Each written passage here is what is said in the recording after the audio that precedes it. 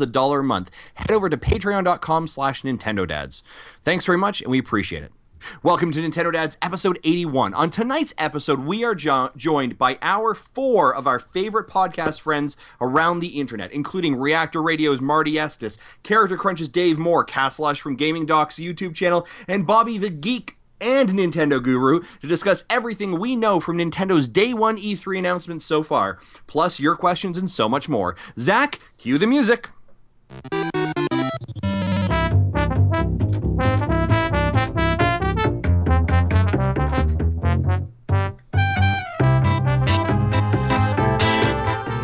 Hello and welcome to another episode of the Nintendo Dads podcast. My name is Zach Erickson and tonight is June 14th, 2016. Joining me for this special E3 episode is Justin Masson. What's going on tonight, Justin? Man, I am excited. I am pumped. I have got some of my favorite friends on the internet here joining us to talk Nintendo stuff, why we're both happy, and why we cry. So, yeah, I'm excited, buddy. I'm excited. Speaking of tears, Jesse Waldak. I was going to say, I feel like, Jesse, what's going on, man? Why do they have to be that?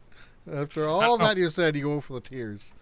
Yeah, you know what? I feel like this this episode is like my childhood equivalent of having a sleepover with all the sleeping bags in the living room. If it makes you feel any better, I'm getting into my underwear right now. Oh, yeah, that's exactly. That's sad. After I put on a shirt just for you guys. Nice. Right on. That, of course, is Marty Estes from Reactor Radio. What's going on, Marty? Not much. Ready to talk about this stuff, E3, because I don't have anybody to talk about it. Everybody that I know is jazzed up about PlayStation and Xbox. And you gotta nobody wants to talk about Nintendo. You got to pick better friends, Marty. I know. Better friends. Yeah, right on. Speaking of better friends, joining us as well is, hang on, let me, dang it. Who do I choose next? Dave Moore from Character Crunch. What's going on, Dave? How's it going, Jack? Justin, everybody here, ready to talk about Zelda because I've been talking about PlayStation and how boring Microsoft was for the last 2 days. So, Dave, we're not covering Zelda at all in this episode. We're just going to talk 100% Pokemon. Yeah, that's okay. That's fine. I like Pokemon. Honestly, if anything, I'm more excited about Pokemon than Zelda. Well, I am kidding. We are obviously talking about Zelda as well. Yeah, we'll probably talk about that. Right on. Joining us as well is Bobby Pauls. Bobby, good sir. From How you guys feeling tonight? Awesome. I don't even know how we're gonna do this. I usually don't watch Skype, but I actually may need to watch Skype tonight because I actually can see everybody's beautiful face. and his beautiful wall of amiibo behind him. He's making room for those new those new Zelda ones for sure. Yeah. Right on. I can't get enough. Awesome. Of course, last but not least, Cass Lush from Gaming Docs, Nintendo Nugget. What's going on, man? You're the one, of course, the master behind all our Retro Rewind videos. What's going on, man? Thank you, and thank you for having me. I really appreciate y'all inviting me. And I'm ready. Zelda, we had a good day. There was a lot that they showed, so I'm ready to talk about some Zelda, Pokemon, and anything else we learned today about Nintendo. I feel like you're starting to talk about a date, Cass. You're like, we had a good day today. We did. We had some good bonding time. You know what it is? I was so surprised. I wasn't expecting that much for today. You know, I was a little disappointed when Nintendo announced that they were just going to do Treehouse, and so I was pleased. You know, the Pokemon thing at the beginning, whenever they showed Zelda, then they went to Pokemon. That was a little weird, and I fell asleep for a little bit. And then, but I was pleased with today. I like what they did too when I was live streaming at the time. Exactly. Well, that's awesome, guys. Hey, I'm gonna just play our bumper and get into the news so we can get into it because we can't do that if we don't have the thing, right? So, do it. Hang on, it's got to be louder than that. Wait. That was way too quiet. Let's start that over. Hang on. If you're going to do a job, do it right. That's what my grandpa told me. Okay.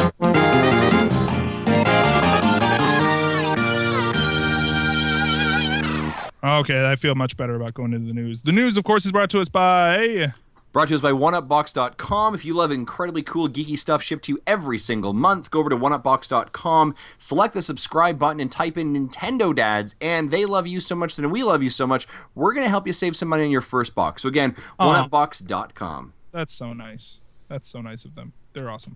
Right on. So, of course, now before we get into this, it's funny. Before we even get into the content of it, I watched most of Microsoft's yesterday. I watched the entirety of Sony's yesterday, and what I was really impressed with, especially going into this and comparing to this, is the wonderful design of a press conference in order to present the consumer with all of the information, all the new information in a short period of time.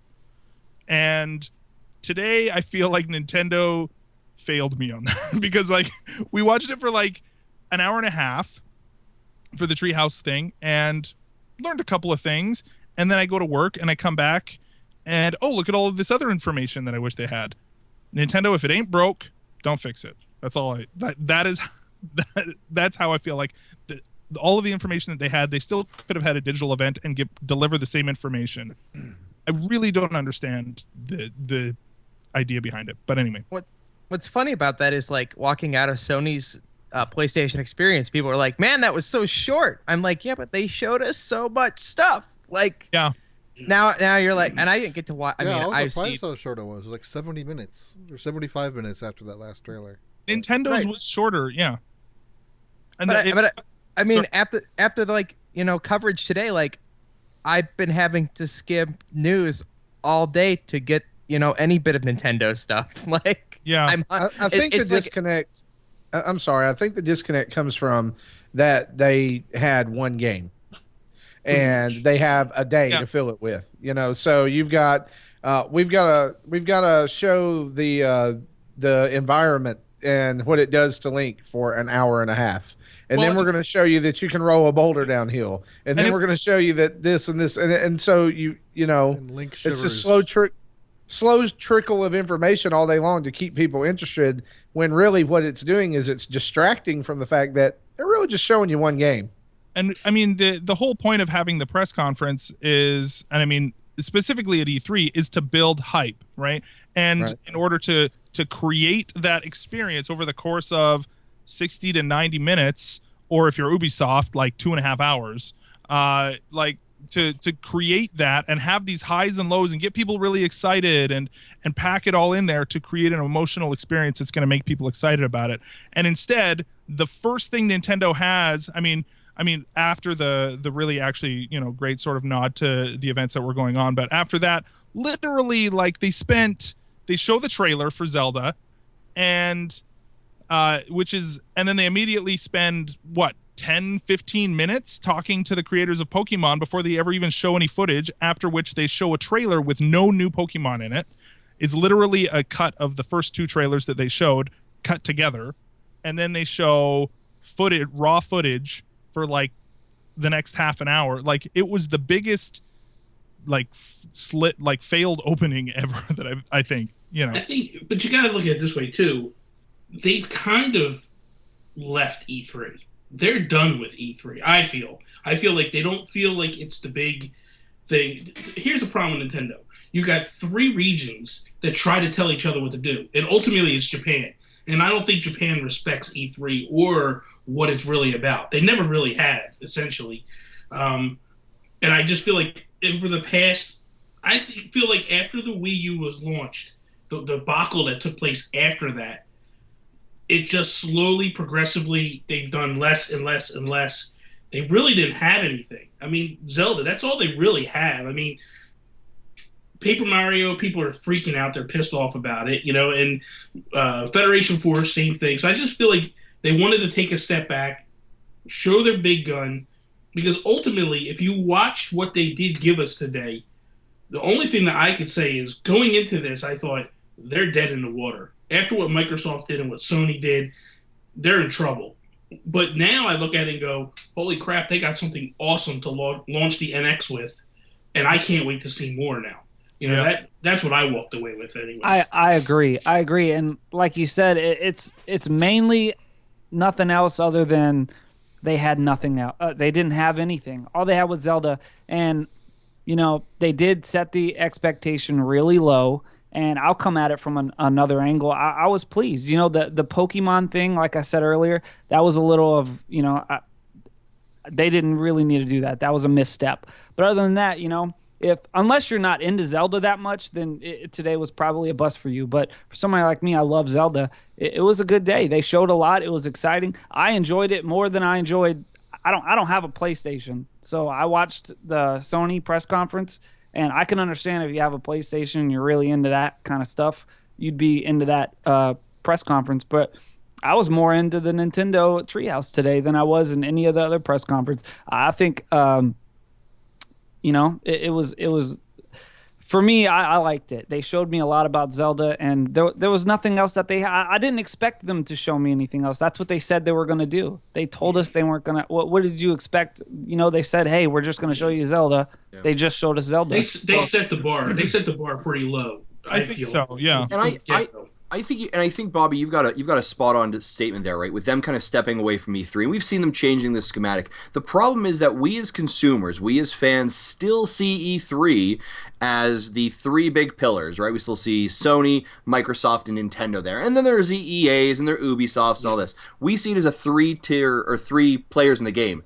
Yeah. But in E3, what we need to do is transition our brain to thinking that you have two tiers fighters, or two big ones. You have Microsoft and you have Sony. And what Nintendo's approach is now is the equivalent of an Ubisoft, the equivalent of an EA. Yep. It's a second-tiered approach, and it's a lighter touch, right? I mean, I think when we change our perspective that way, then what they gave us is exactly what I would expect from a Ubisoft or an EB, right? Or I think it's funny that this is such a pendulum swing away from last year's E3 digital event, where expectations were so blown out of proportion for what they were going to do and what we were going to get. And this time they're like, okay, well, we're just going to give you Zelda. So when we finally do get Zelda, everybody loses their collective minds over it because they're showing way more than we expected them to show. Yeah. But, But they really didn't show us much. That's the thing. No, they didn't. That's what they kept emphasizing. Bill Trinian kept emphasizing, like, this is just scratching the surface. And when they kept scaling that map out, holy crap, man! I was like, this is insane. Like, he was taking that magnifying or the telescope reader and was like shooting across at something, and then he would pull back on the map, and I was like, oh my god, that's like forever away from you. Like, I think it's going to be interesting. Right, I got some comments from chat already. Corey says, I'm not going to lie, I would have 100% preferred a digital event with all of the information from today and tomorrow in a 30 or 40-minute video. And sure. I kind of agree with that. They've still got stuff that's coming tomorrow. That's kind of my point too.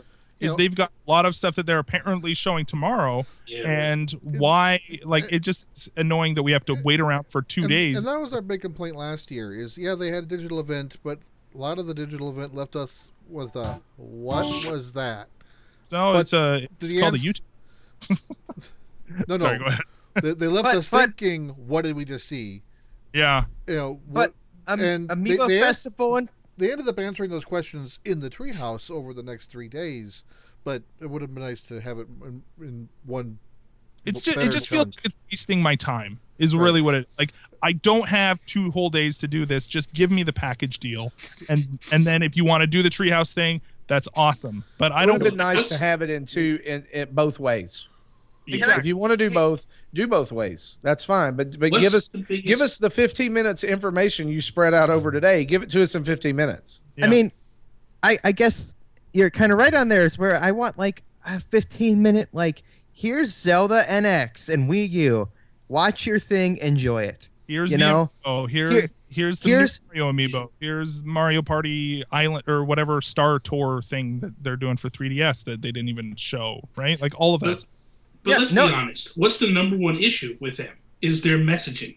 They are an absolute mess. You also have to take in small consideration. They are a transition period with their president, and they're at a position where it's kind of like, well, do we do the same things that Iwata did, or do we move on into the future? But you look at 2 years ago, they showed us Yoshi Woolly World, they showed us Zelda, and then the next year they go, oh, we're not going to show Zelda because we're not showing games in the future. Then they come out this year and they show us a game for 2017. So it's like their messaging is always mixed, and they just need to get it back in and rein it in and get control over what they're doing. It's just That's the biggest issue I feel, and it's always been that way. Yeah, it's inconsistent, and I mean, we'll get to this the actual content in a second here, but I think you're right.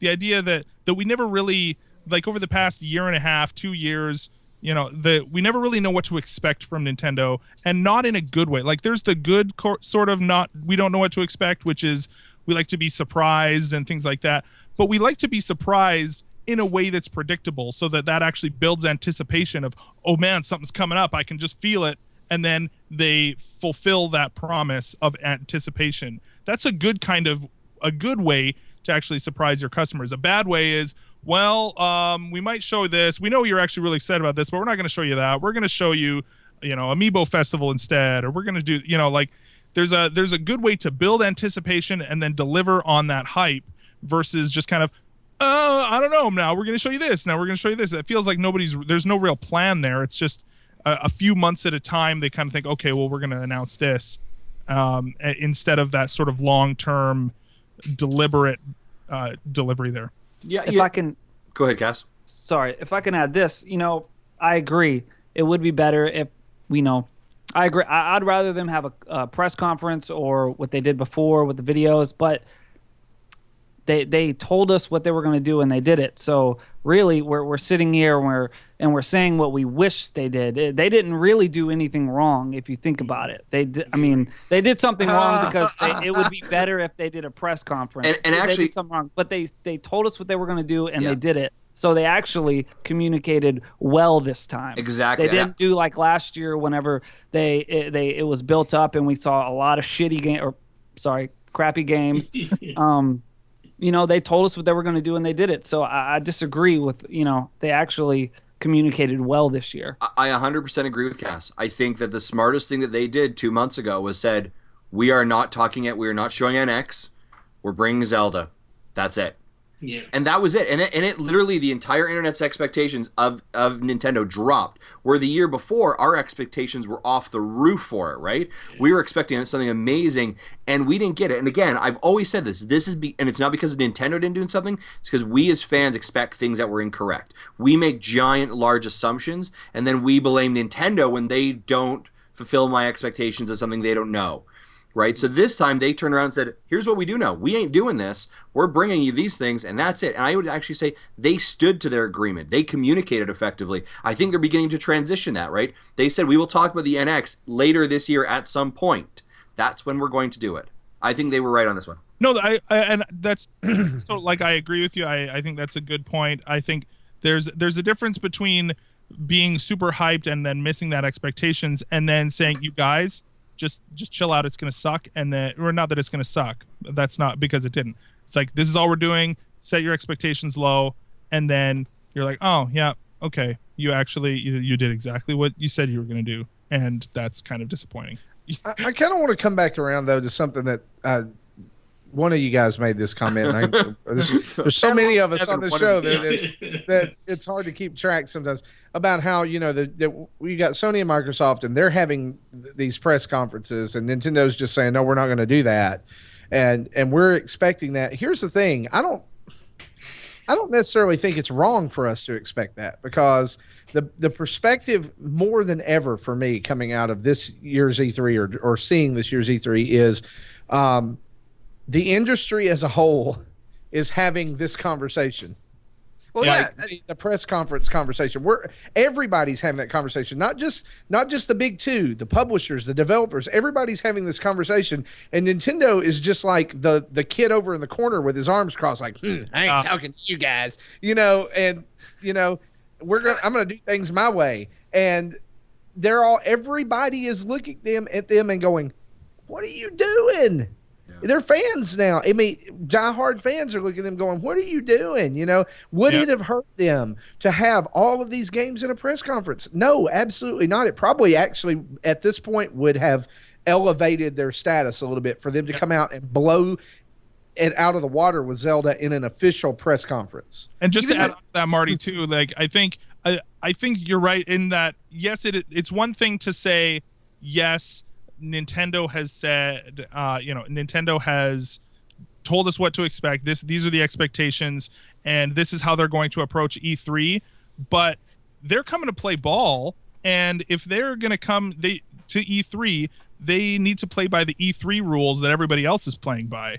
And like you're saying, they're just saying, well, we're not going to do that. We're going to sit in the corner and do our own thing and have our little treehouse webcam thing for 2 days. Like that's Like, you want To answer another question in chat, says also from Corey, I feel like they didn't communicate this well enough. First it was just Zelda on Treehouse, then actually also Pokemon, then on the second day we're showing a bunch of other stuff. I don't think that was 100% correct. What they said was they were only demoing Zelda on the floor. Yeah. Mm-hmm. Yeah. They said they were going to talk about Zelda at Treehouse, but didn't limit it to that. And I always figured they were going to add more to it, and they did. They were a little bit confusing there, but the message was they were only demoing Zelda. Yeah. They said the only playable game on E3 floor was going to be Zelda. And they've said that all along, but they never said what they were showing us. And then when they added, people started getting upset, but that was just assumptions. Again, that people assumed that that's all we were going to get was Zelda. And they gave us more. I was fine with getting more, and I am fine with getting more. I understand what Zach is basically saying, because ultimately, you got to think, there's not a lot of people that are like us that have the ability to either watch it all day or whatever. So you need that 30 to 40 minute jam cram session where it's like, this is what we have for the year. Then you do the Treehouse Live where you draw it out and you show people the stuff. One of the issues that I had was I was watching at work today. I left for a meeting for 30 minutes. I came back and they had already shown the amiibo, and I had my Twitter was exploding. I was like, what the heck just happened? And I was trying to figure out, did they do it during the stream? Did they just throw tweets up? And that's where exactly what Zach is saying. If they would have just had that in the beginning, it would have been more concise and people would have been like, okay, I have all this. I get it. Now whatever they show me during Treehouse Live is fine. See, and the funny thing. Sorry, go ahead, Dave. I know you've been trying to talk a couple times. Nintendo's trying to gamify the news, to an extent where I'm hunting in Twitter and going through streams. It's like you're saying, it's 30 minutes passes and my watch is dinging me. People are like, did you see the amiibo, Dave? I know you want the amiibo because you have 7 billion of them. And you're like, I don't know what amiibo you're talking about because I went to go work for 2 hours and I don't have any idea what's going on the floor. So here's the interesting thing about the amiibo. So we got a press release about an hour into the stream.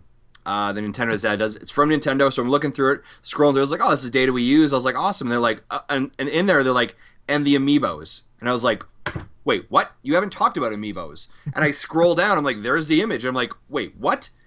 And so and then there's a link in there to a page I go to, and I'm like, they haven't said this, and they haven't even said an amiibo on the stream yet. And I'm like, and these are images that are right here. And so we all of a sudden start sending out content. And I put something out, and I was like, maybe it was an embargo. Maybe I didn't read the embargo. I'm freaking out because I'm like, they haven't talked about any of this. I feel like I'm about to ruin something.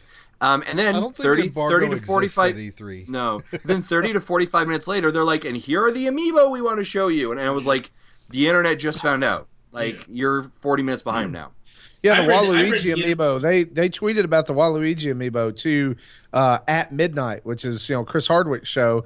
And the funny thing about it is you go click on the picture and it came up, but the link that was in there was broken. Yep. And it was from the official Nintendo account. Oh my god. Yeah, but that was what is going on here? Nintendo, it's scavenger hunt. It's the news. The crazy thing is if you look at the tweet from at midnight, it's a year old. It's a 2015 tweet. Yep. So it's like, this is nuts. You know what I mean? So the crazy thing was I was actually reading on IGN. I was reading about the press release that you're talking about, and then as I'm reading it, I look up and here comes Bill with the amiibo, and I'm like, this is nuts. This is just crazy. Running this shit, man. That's the what's making these decisions. I just don't listen. At the end of the day, I'm with Casto. At the end of the day, I'm happy. I had a good day, and this is all nitpicking to me. But at the end of the day, I was ecstatic. I sat there and watched that trailer when they started, jaw dropped, and then when they went to Pokemon, I wanted to throw my computer through the window because I was like, why? Why did you just take me off of this goodness? And when I came back, I was like, ugh. The other thing, this is kind of my last thing with it too, is that the like YouTube and Twitch and IGN, all those guys, they dedicated like the first hour and a half to the Nintendo stream, right? And so think about how that first hour and a half of the stream is, where you've got everybody watching Nintendo, and that was what they dedicated it to. Whereas like up until the first hour of that stream was the Pokemon. They had more coverage of the Pokemon game than the Zelda game on IGN and YouTube gaming and Twitch and all of those. Like, Can I defend Pokemon? No. I think I will let you in a second. But first, before what I want to say is, I don't even think that was what they wanted to do. No. That wasn't even thought through enough for them to be able to have that happen. No, So, it felt very jarring, very odd. Like, and I mean, again, and we're not gonna take away from them. So, Reggie starts off with the Orlando moment of silence. Totally respect that, 100%, right?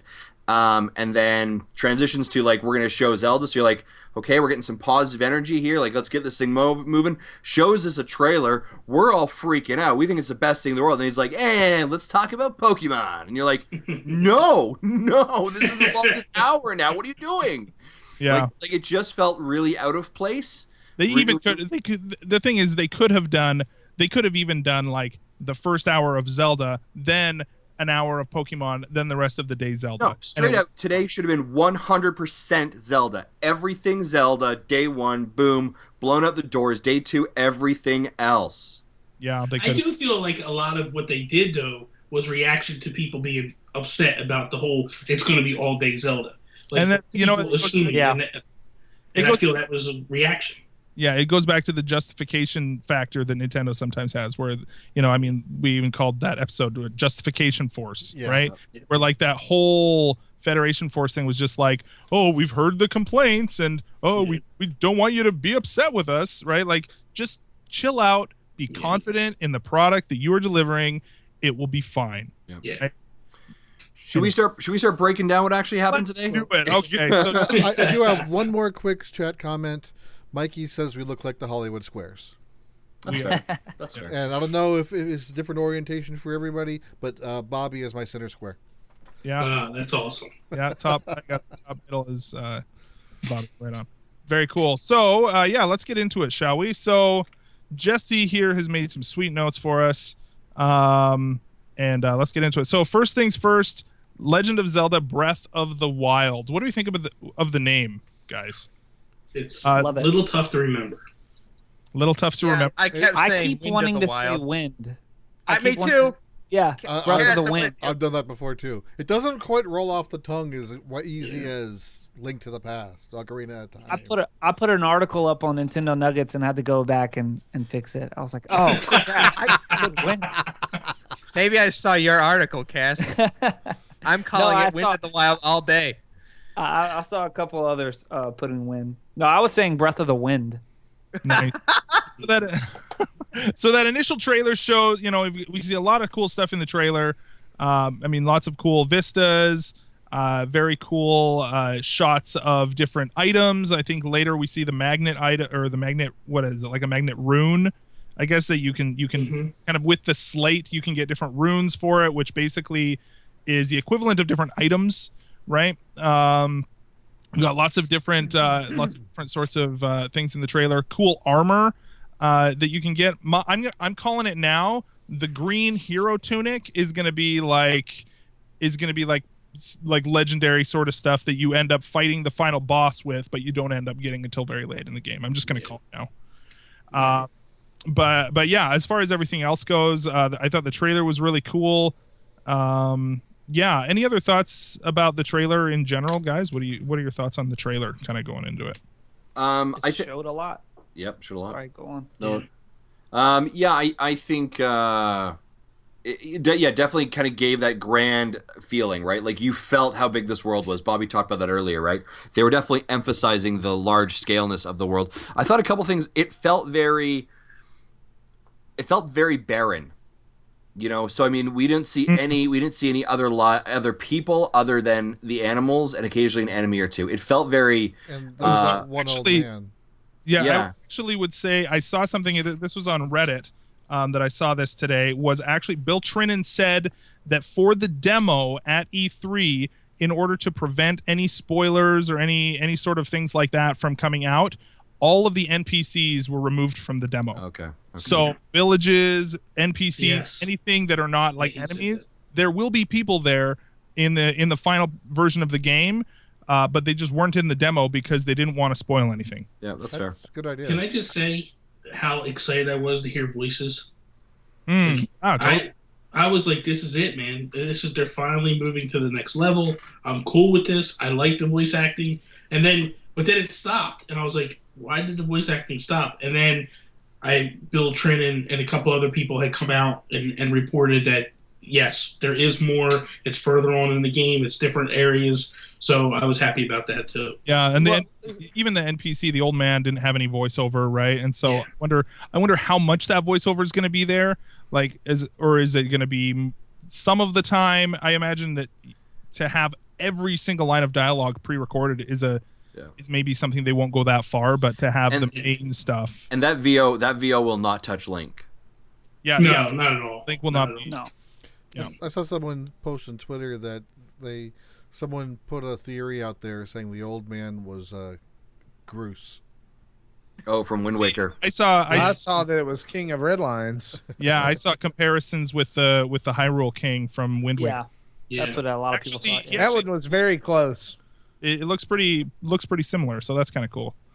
I think about the trailer, the one thing I noticed I watched it a couple times, was that it did show a lot without really showing anything. Yeah. Like you said, it was barren and it's very sparse, but besides, hey, you can tame a horse and you can cook some food and you can go hunting and look, he's fighting with a spear. There wasn't much past that. There was no story detail hardly at all. Yeah, there but they was purposely said they weren't going to do that though. They were trying not to spoil anything. So and I kind of get I appreciate that. I Yeah. appreciate that, but it was a very well done trailer. But again, it was 3 minutes of lots of things, but not really anything. Yeah. At one point, I thought we were watching Link's survival weekend show, where he's having to cook his food over the grill and tame a horse and go find swimming. And find a shirt. Yeah. You got to think too. What we knew going into this, we didn't know anything. So when I say we learned a lot, I mean, I learned a lot. I mean, you could see even that it looked like the Z targeting. The controls looked the same whenever you press back and A, you're going to do that flip. Just little things like that. I learned that a lot of things were going to be the same and a lot of things were going to be different. I mean, there was something to learn out of it. It wasn't, a trailer that I'll didn't agree show with us that. anything. Let's remember we learned the title of the game. Yeah. Like Some people thought we weren't even going to learn that. So, I mean, we can't remember it, but we learned it. And I like the fact they have a jump button now, so that's kind of cool. yeah. That's Yeah, different. well, what nice. we learned from the first playthrough, like with I think Al Numa, right after the trailer, we learned a lot more in that than the actual trailer. Yeah. Well, yeah, that for sure. And now here's a question. I'm going to be controversial, maybe not controversial, but Not on this show. is that me be controversial on my no.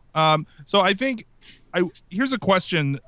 Do you think that by them, and I saw this actually on our Facebook, Justin, I was surprised at the comments when we posted the trailer. I don't know if you saw the comments on the video, but one of the comments essentially was, this looks like garbage. This basically what they've done is they've taken the wonderfulness of Zelda and they've turned it into a generic open world adventure game. So they've taken all of the sort of different ideas and mechanics and things from all the other adventure games. They've got an inventory system now, and they've got the stats and all of this stuff, and it's open world, and they've taken Zelda, the good Zelda design and the sort of paradigm that Zelda games have occupied since Ocarina of Time, and they've turned it into a generic open world Zelda game.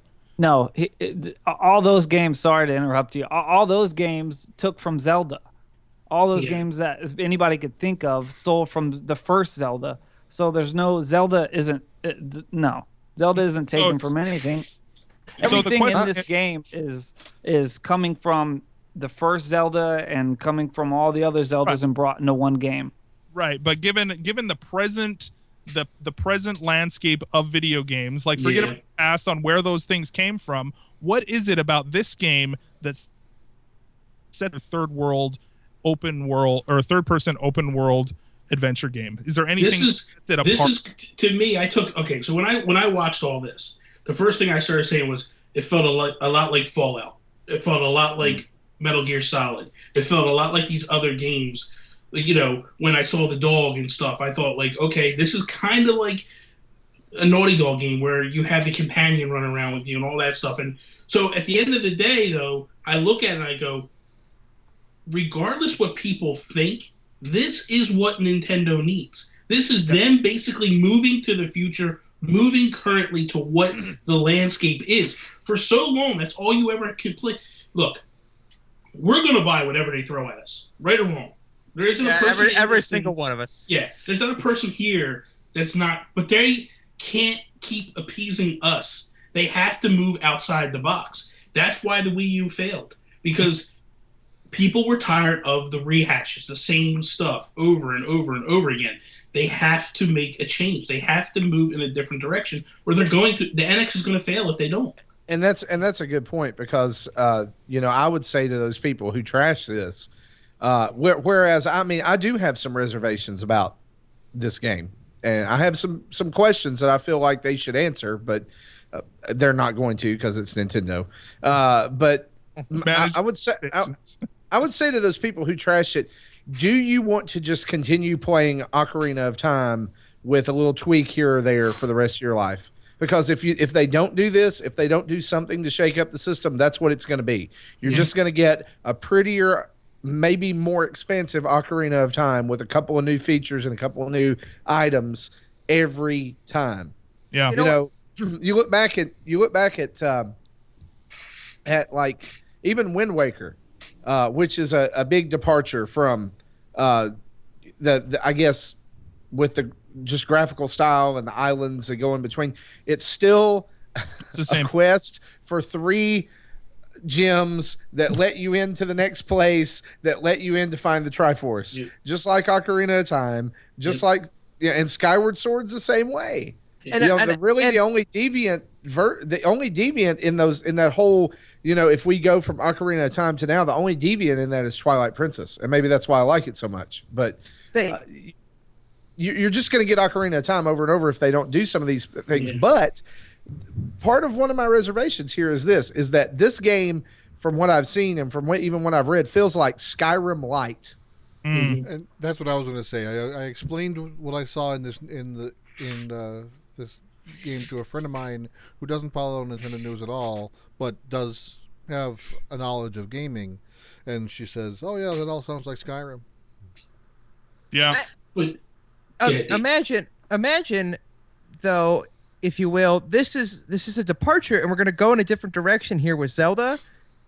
Think about, like, at some point, maybe they return to form of like what we've come accustomed to, the Ocarina of Time formula. How fun will that be when we go back too? Well, and I think that given the stream too, I think they have kept a lot of what makes Zelda. Like the core things are still there. And again, I don't even necessarily agree with those comments. I just think they're good discussion points. But I think that they have kept the essence of Zelda, and they've added it into this much larger world, right? Where they've expanded it. And I love what you're saying, Bobby, where this is where they need to go. Like they cannot just like Skyward Sword in particular felt so claustrophobic, where it was just these sort of interconnected small little areas that were, you were kind of bouncing around from little area to little area, and it all felt so claustrophobic, where this is so open air and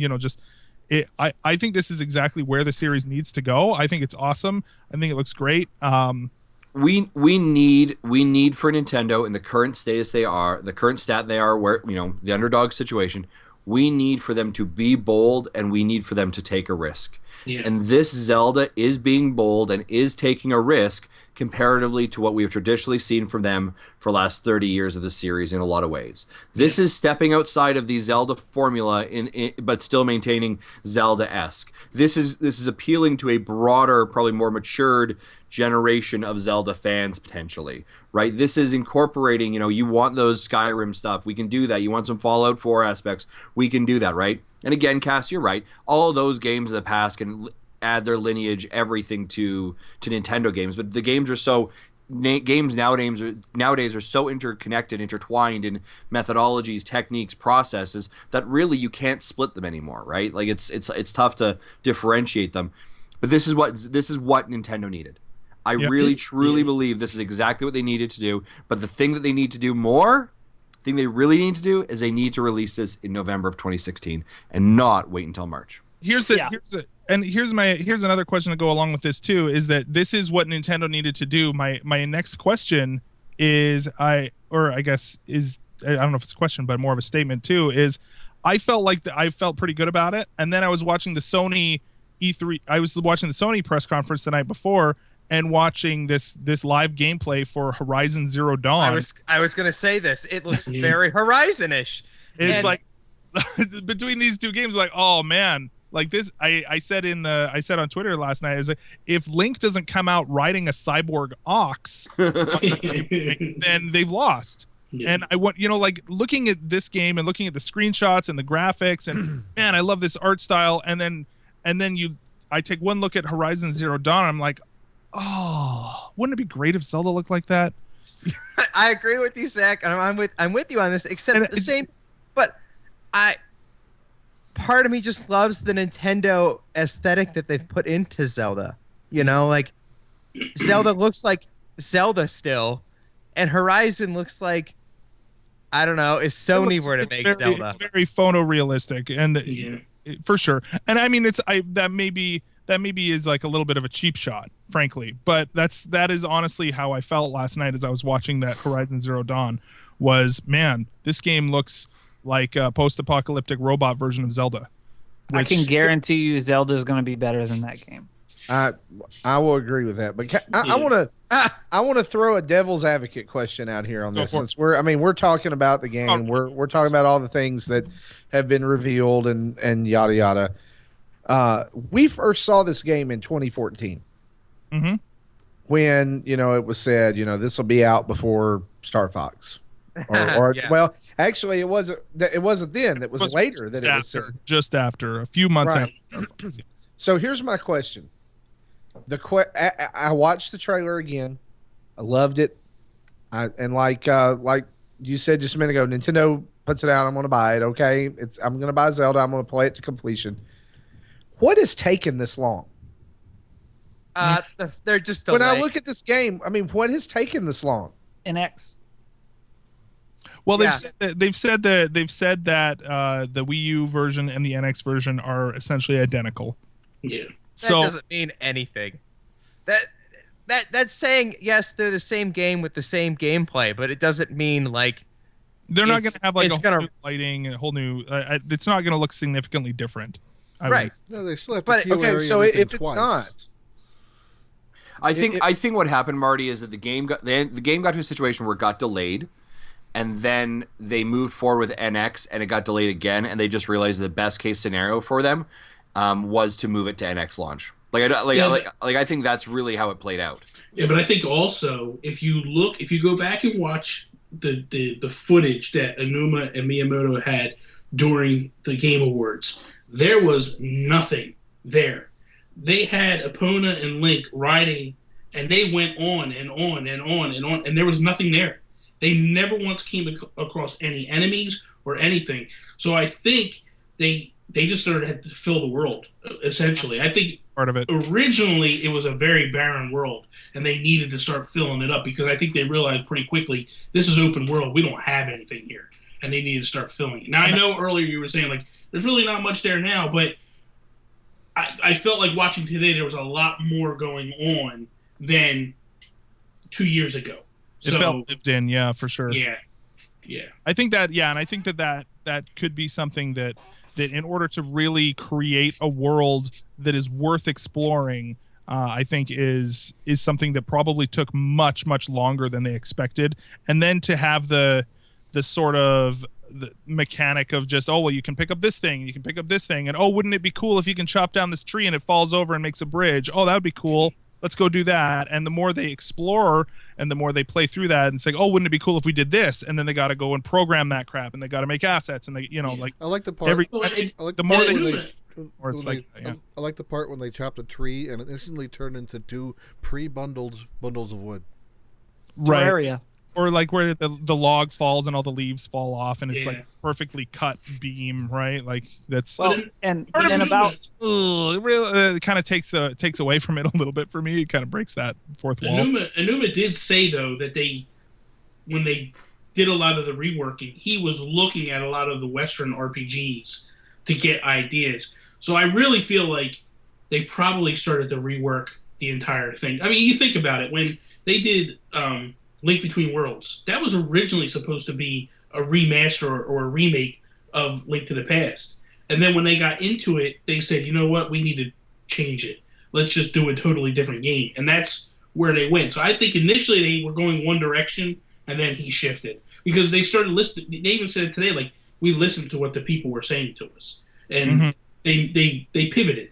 People were tired of the linear games, the hand-holding games. This is totally a throwback to the original NES Zelda, where you start that game, you don't even know what you're doing. You see a cave, you walk in, you get a sword, and it's like, where do I go? And that's watching this. It's the same vibe I got the whole time. Compared to Skyward Sword, where it was like how many hours of like just freaking tutorials and so much. Whereas this, it's literally just, here's the world, go have fun, and eventually you're going to stumble across the stuff that they want you to find for the story.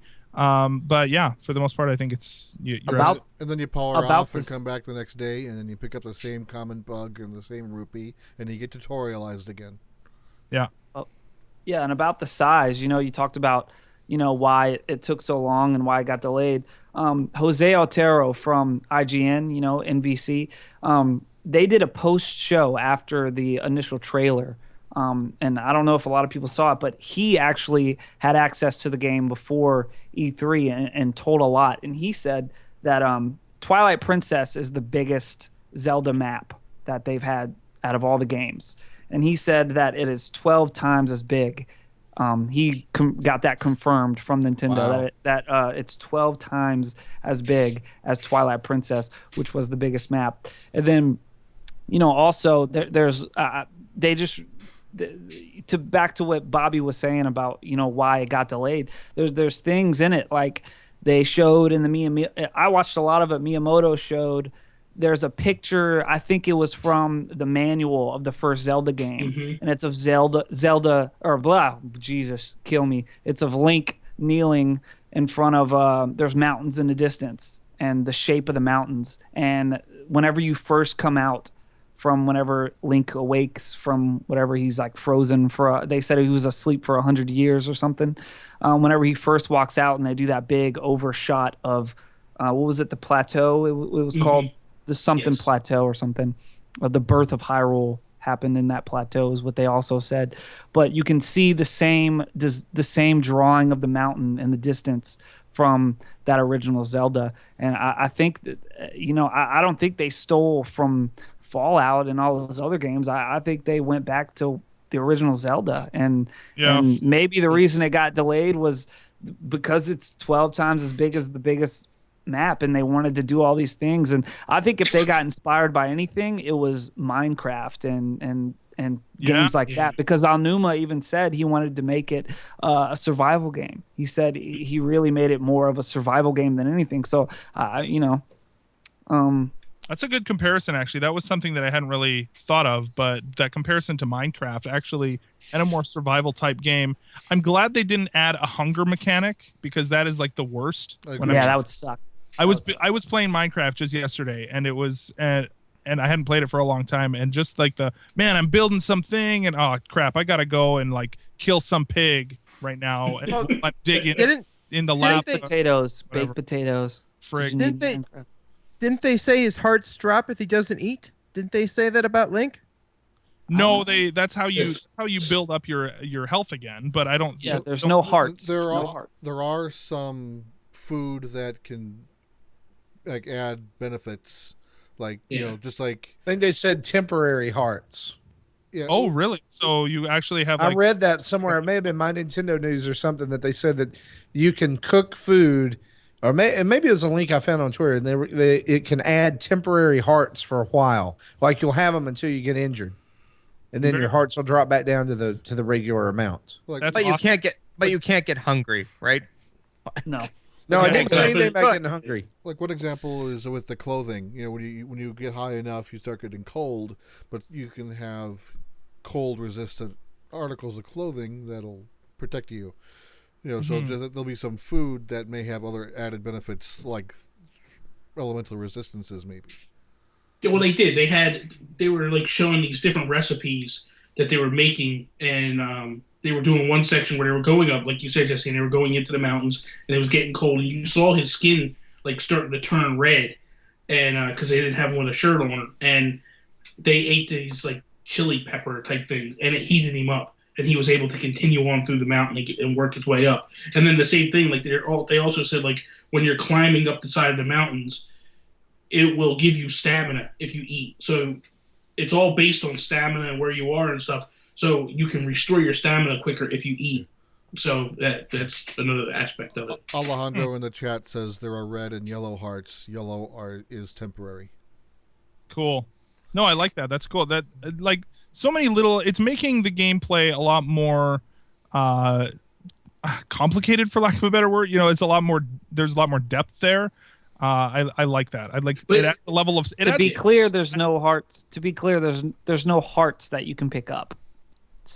You don't cut the grass and get hearts or yellow right. hearts. or Yeah, you anything. have to eat the apples and Yeah. things. Yeah. And you can also make potion too. They did say there is potion, not just food. You can actually. Right. Okay. So there will be like empty bottles or whatever. Yeah. Well, maybe Presumably. have. But you see what we're doing now.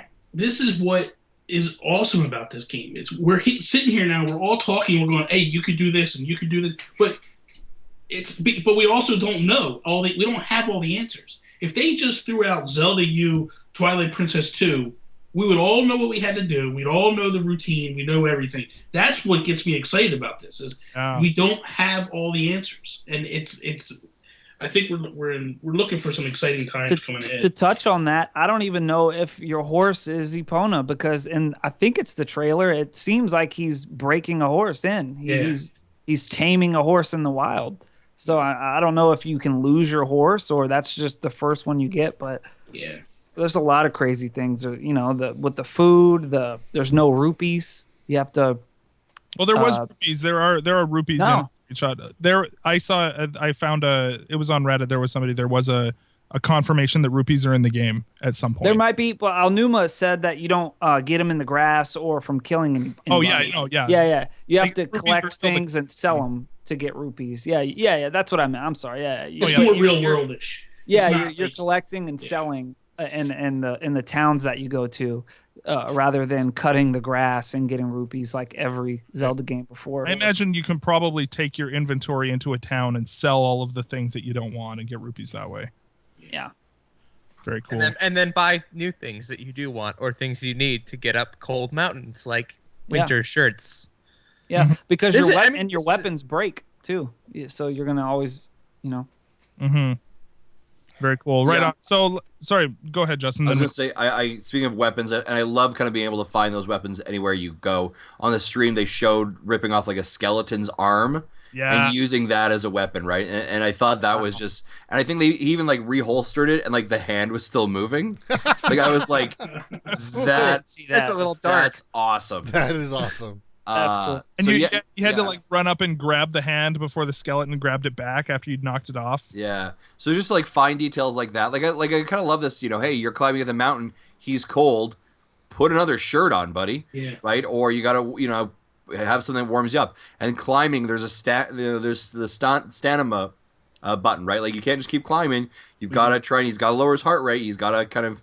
So I think that's a really cool things that we characteristically, the heart rate thing, for example, we hadn't really seen that before. But the Stanima, we have seen that before, right? So they're touching on a little bit of everything. I think it's brilliantly well done. I can't wait to try it. Right on. Let's move on to the amiibo here. We've kind of talked about it before. There were three new amiibo that were announced for Breath of the Wild, and those are the 2 different Link amiibos and then a Guardian amiibo. The Link amiibo is they're the Archer and the Rider, and then there's a Guardian which has what looks like flexible the tentacle things. It kind of is like a octopus stone thing. But yeah, I always thought it was just a giant tech tiger or something. Yeah, I don't. Yeah, I know. it's they've had similar monsters in pretty much all the games. Yeah, it's so yeah. What are your guys' thoughts on the amiibo? And of course, we've also. I mean, we might as well mention these two. There's also a new line of Mario amiibo that's coming, which includes Waluigi. So everybody can be super excited about a Waluigi amiibo. And a Boo that glows in the dark. Oh, does it glow in the dark? Oh my god! Yes, it does. Yeah. That's That's awesome. so cool. All right. Cool. So yeah, I'm excited. I really like this Diddy Kong one actually, where he's sitting on the Yeah, bed. it's awesome. So I didn't see all 5 or so hours of this, and I did see a segment where they talked about Wolf Link, but I didn't see what the other 3. Did they say what the actually other say- 3 will do, or is it just? They did not say what the other 3 did. Here's a They random. did not say. item. Yeah, they didn't say what the other 3 do. They just got into Wolf Link and explained his capabilities, which I think are pretty cool. The only thing I didn't like was I wish that you could just keep him with you all times, because I think that's just cool. But you can only do it once a day, and you have to basically play the Cave of Shadows on Twilight Princess and get to the end of the Cave of Shadows, get that save data on there, and then you can unlock him in. It gave us all homework. I know. We all Yes. have homework to do. And not for- only finishing the cave but doing it with maximizing your hearts, because if you finish it with only a half a heart left, that's all you're getting in this game. Yeah. That seems like a pretty big. I'm not a fan of that. I'm not a fan of the fact No, that's they're locking awful. that kind of content behind playing through a fairly sizable chunk of another Zelda game. I'm not a fan of that. That's I think it's cool. Yeah, like here's the thing is I think it's cool. Like I like what they did there, and I think the reason that we don't like it, Zach, is because we're not ones who did it, right? I'm with both of you. I didn't do it either, though. So to be well, and fair. here's the thing: is that it's one thing to have the amiibo. Like I was okay with it until I realized that I'm gonna have to go and play through a bunch of this other game in order to have it transfer. I feel like if you want to have this amiibo that is with another game or whatever, unlock something cool in the new game. That's one thing. To have you actually have to play through this other game in order to unlock it as well. Like there's not only a paywall there, but there's a time investment there as well. And if I want to have that, and it's actually a part of the experience of the game that, unless they clarify later that, by the way, you can also get some other dog. Maybe there's a way to tame wolves in this game and we don't know yet, but in order to have it specifically be Wolf Link, that's the only way to do it. That's just kind of dumb. I'd be fine with this because they said whatever your hearts are that you have saved playing Twilight Princess, those come over to Wolf Link. So I would be okay if I'm a person who does not have Twilight Princess. I do not have the Wolf Link amiibo. I can go out and buy the Wolf Link amiibo. I tap him on the control pad. He comes in, gets just 3 hearts. Whereas if you are an individual who has played it and who has earned, 7 hearts on there, then that's your thing. Do you know what I mean? So presumably there's a way in game to increase the hearts for your wolf. Presumably, right? Maybe that's the case. Maybe not. We don't know. But Yeah. I think it's At a least pretty it's good not just indicator an that. outfit. I'm sorry. Oh, I was just gonna say. I'm sorry. I was just gonna say at least the wolf amiibo isn't just a different outfit in the game or something. At least it actually. I like that. I just think that, yeah. I think I should be able to I scan agree. my amiibo and get something out of it if I didn't finish Twilight Princess Cave of Shadows. Well, why didn't you play Twilight Princess? No, I'm kidding. I did, but I He's didn't just I no didn't good. Finish it either. I didn't finish. Oh, Cave. because it's the biggest open world Zelda game that we have in our hands, and there's nothing to do with it. Marty, what were you gonna say? I think that just the fact that the Wolf Link amiibo is in there kind of lends itself to the fact that, and that functionality of call or come with, or attack shows that you're going to be able to have tameable pets of some kind in this game. It may not be another wolf. It may not be it may be a bird. How awesome would that be if Link could be a falconer, and have I a can see bird? that. Was he riding the wolf at one point? I don't know if No. No. No, the wolf only followed him, and I would be willing to bet it hunted for him and it attacked, and I would be willing to bet that wolf can sniff out hidden things in the ground. Yeah, and so As that well. They said he'll be able to do that. So I think that really lends itself toward there's going to be a pet somewhere that you find at some point that you can befriend and keep. And in other words, does that mean that basically the Wolf Link is just a skin on an otherwise it's essentially a skin on the wolf pet? I think it's early access.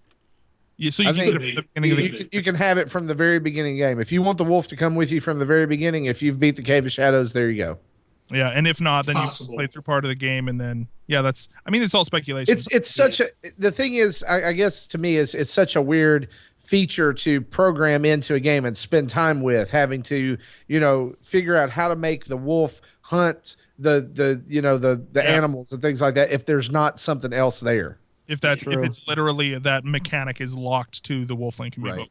And this kind of goes back the moment they revealed that on the treehouse and Wolf Link comes in and goes right beside Link in the game. That was a moment where I went, yeah, that's really awesome. I wish I had that. And that's also a moment I was like, this really all of a sudden does remind me of Fallout with that flash. Yeah. Just because I think they were both walking. That reminded me of Metal Gear Solid, because when you're playing Metal Gear Solid, the dog that you have does everything that Wolf Link does. He'll sniff out enemies. It'll all of a sudden, the dog will start looking, and then on your radar, on your map, the enemies start popping up. And then this dog this wolf will go hunt for you and will actually kill and then take you. Or if you kill something and you're not really sure where it went, the wolf will go find it for you and stuff. So there's a lot of stuff that it does. Where when I was playing, I was like, oh my god, this is just like Metal Gear Solid to a T. Yeah. So it's also weird that it's technically it's like two links together. Yeah. Yeah, the fabric of time starts splitting. Did anybody else I started getting so confused. I was like, wait, because the wolf is actually Link. Yeah. But Well, I mean, the timeline's already broken. I mean, who cares? There's no such thing. Who cares at this point? What they say the timeline is? Now Link's been frozen for 100 years. What happened in those 100 years? Has that Link been frozen the whole time? No, we're never gonna figure that out. Who cares? Well, technically, we know all they said was he was asleep for 100 years. It did look like he was becoming unfrozen. But what? They said he was asleep. What Link in that timeline is that? Is it from the original Link to the past? Is this the hero of time? Dude, that whole timeline is so ad hoc, just strung together with bubblegum and string that. Yeah. Right, so. The fact that there's two Links in the same place, I don't think is something we should be questioning at this point. Yeah. So these amiibos are going to come out in available in March of 2017. I would suspect they're probably going to be a bundle, at least one of them, if not a larger bundle where you can get the game and the amiibo. Kind of some pack-ins, I imagine. These are looking pretty amazing. We don't know the functionality of them yet fully, other than the Wolf one, which we're discovering. But I think they're quite nice. There's some high res shots on e3.nintendo.com/amiibo. But then the other amiibos that they did announce is the extension of their Super Mario line, as kind of Zach you were mentioning before. And these ones actually have a closer date. These ones are actually released for November of this year. So Wario, Waluigi, Daisy is in there. Mm-hmm. Who else is in there? I apologize. Rosalina with has a bit of a new look to her, I believe.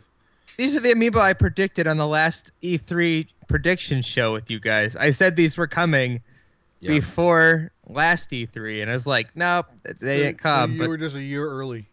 So then we've got Boo, Donkey Kong, and Diddy Kong. Now, what we've also got announcement of today was that Mario Party would be coming. Mario Party Star or something would be coming to to the 3DS, and we're assuming that. Yeah, those are likely going to be those are likely going to be compatible with exactly. Yeah, right? we suspect these are going to be connected into that in some way. So I would suspect that It's tomorrow Star Rush. we're gonna. Yeah, thank you, Cass. I would suspect tomorrow we are going to see some more information on what that looks like and how these are going to come into play. And yes, the Boo is glow in the dark, which is pretty awesome. The other amiibos that they did highlight off their site are actually the ones for Kirby's Planet Robobot that released last week. So Kirby, Meta Knight, Waddle Dee, and King Dedede. Yeah, Go just- ahead. Am I the only one who believes that this Guardian amiibo is not going to be $15? Oh yeah, it's not They going to did. be. Oh, Yeah. No, I- it's, in fact, it's like I think it's gonna be $29.99. I think it's going to be the pack-in. Probably. Oh, that would be actually, yeah. I wouldn't be surprised. I think, I mean, what were the Yarn Yoshi ones were a few dollars more, right? They were, They Yeah. were couple dollars. $16.99. Yeah, they're Yeah. 20 up here in the Great White North. yeah. So I think you're right. I mean, the thing is that the base looks exactly the same size. So I wouldn't be surprised if it's just a few bucks more. If it's Yeah, not, but if you watched the thing when Bill Trinan had it in his hand, it was like the size of his hand. It was Yeah. big. Yeah, Just FYI too for anybody Kind of that's similar interested. to the 30th anniversary 8-bit Mario. Yeah. I think it's still huge, but with the same size space. Yeah. What were you saying, Bobby? The Mario Party ones are up for pre-order on Amazon right now. Mm. You know, So anybody everybody's, that's interested. Okay. everybody's forgetting the most important part about the Mario amiibos is you guys can train them in Mario Tennis Ultra Smash. oh, get out of my. You know, I'm still waiting for Amazon to You're put right, Callie you're and right. Marie amiibos up on pre-order. Well, they were. You can Yeah. import them from Japan for $70. No. No. Yeah, What I are those know. I got gonna mine. do? And that's each. Hey. Not Hey, for the hey. set. That was each. What about Cloud? What happened to Cloud, guys? Hey, Dave. Hey, Dave, you want to learn about Zelda? Hey, heard you like Zelda. Hey, let's talk about Zelda. That is Nintendo's response to that. Right on. So yesterday we also got some looks at some Nindy titles, Mhm. right?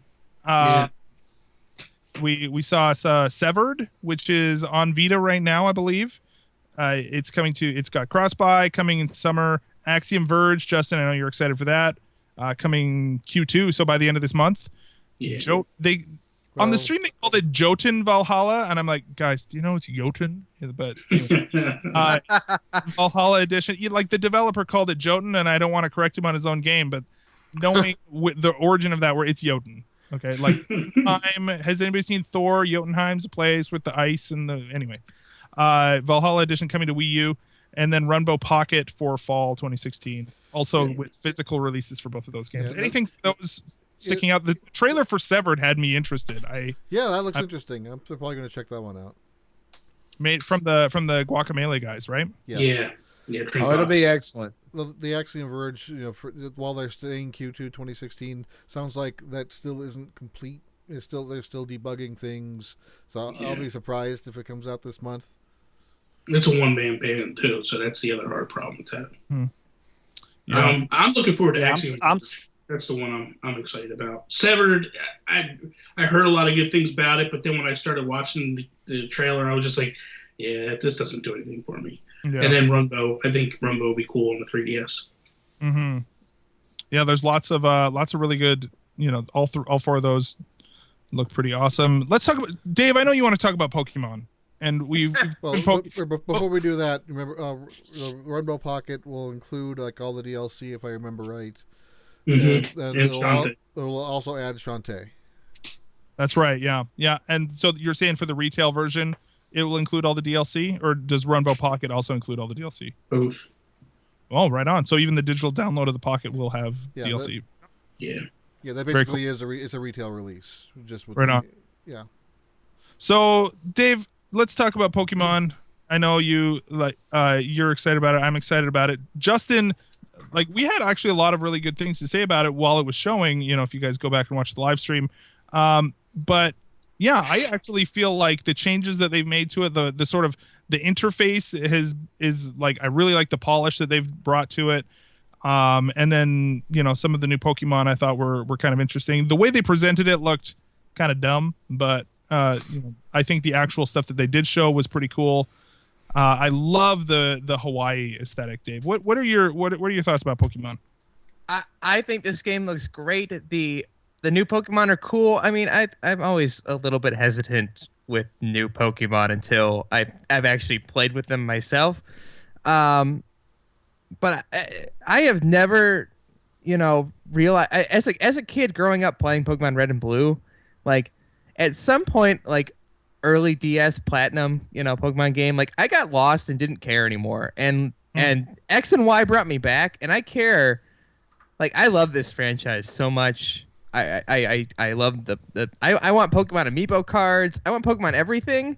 And the fact that I'm getting basically an annual Pokemon game with like every other year being like, here's a new region. I'm ready to explore this like Hawaii. I love the islands. I want to surf. I hope Sora comes back because that would be awesome. Yeah. This is the Pokemon game I wanted when I was like, 8. Okay. And I've got it now, and that's fine. And Yeah. I can't wait to see how this game continues to like progress, and like every time they're showing new Pokemon, I'm just like, yay, more Pokemon stuff. That just means we're gonna get this new cool region, and I'm ready. I'm ready for this. Yeah, I mean every iteration of Pokemon always kind of has its own sort of style to the new Pokemon that they bring in, and with the new ones that they've seen so far, like what was it, Yungoos, which is like this crazy looking mongoose thing, I thought was really cool looking. I don't know. And again, kind of going back to just the interface, with the controls on the bottom screen, they've changed things up. They've added some usability changes. I think they're making it more approachable to new players. So, they showed it with the Pokemon or with the Pokedex. If you catch one, it'll tell you if you have caught the other one. It'll kind of show the entire evolutionary chain of a Pokemon, and say, oh, well, you've caught this one, and you've caught this one, or you don't have this particular stage of evolution, or you can have it evolve 3 times or whatever. They're also within the battle system. It will tell you if a move is going to be super effective or not once you've done it at least once. All of those things that are making it more approachable, I think, too. Zach, how are you feeling about that new battle system? The new like 4-way like facing each other. I mean, they didn't really demo it very well in the stream. If it's going to be, I don't know, it could be cool, but at the same time, it really will depend. I think it's going to be difficult to have that. It almost feels like a party mode, but like, am I going to be able to go online and just kind of? Are there going to be tournaments that are battle royale style, or like what's the deal with that? I don't know. Is that a new competitive mode they're going to be pushing? I don't know. I mean, we always did double battles like at school, like amongst like 4 people. Like that was a thing we always were doing in the cafe. Like, it'll be fun to be like by yourself against everybody because it's always double battle teams. Like that was always something we did. I'm just ready to play like against people on my own. Like. Yeah, it'll be interesting to see what they have there, like how well it works. But I don't know. It had me interested. I guess I'll say that much. I don't know if it's necessarily a huge thing I'm excited for, but it definitely is intriguing. So, any other thought? Anybody else have thoughts about that? Like, I don't want to. I am. I mentioned earlier this year that I had not played Pokemon before. Before this year when we played it for Retro Rewind, I enjoyed it. I am really, really excited for this game. But I think I'm also really more excited to say that I can get my daughters to probably play this Pokemon game because I think they're really going to like it. I think we talked about the control schemes, the design, kind of, it looks a much more engaging and much more designed with UI in mind that is welcoming to fans who don't know the series and don't know the mechanics behind it. So I think this could be a great first Pokemon game for young families. Mm-hmm. Very cool. Any other thoughts, guys?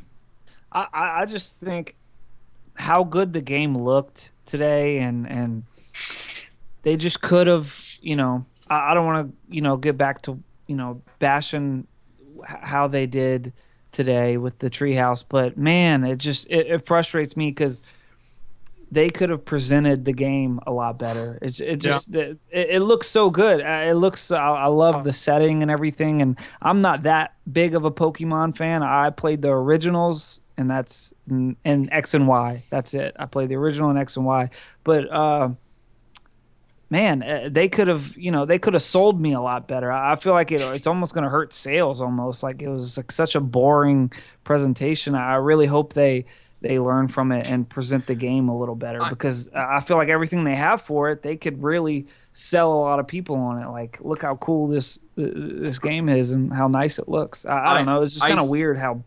I think, Cass, I would agree with you. I think the truth of the matter is it just shouldn't have been there. It really. Like they should have done it somewhere else. They could have done it somewhere else. They've got plenty of time. They've already started the hype train on this thing long beforehand, right? Nintendo could learn a thing from how Pokemon has been treating their kind of hype machine for this year.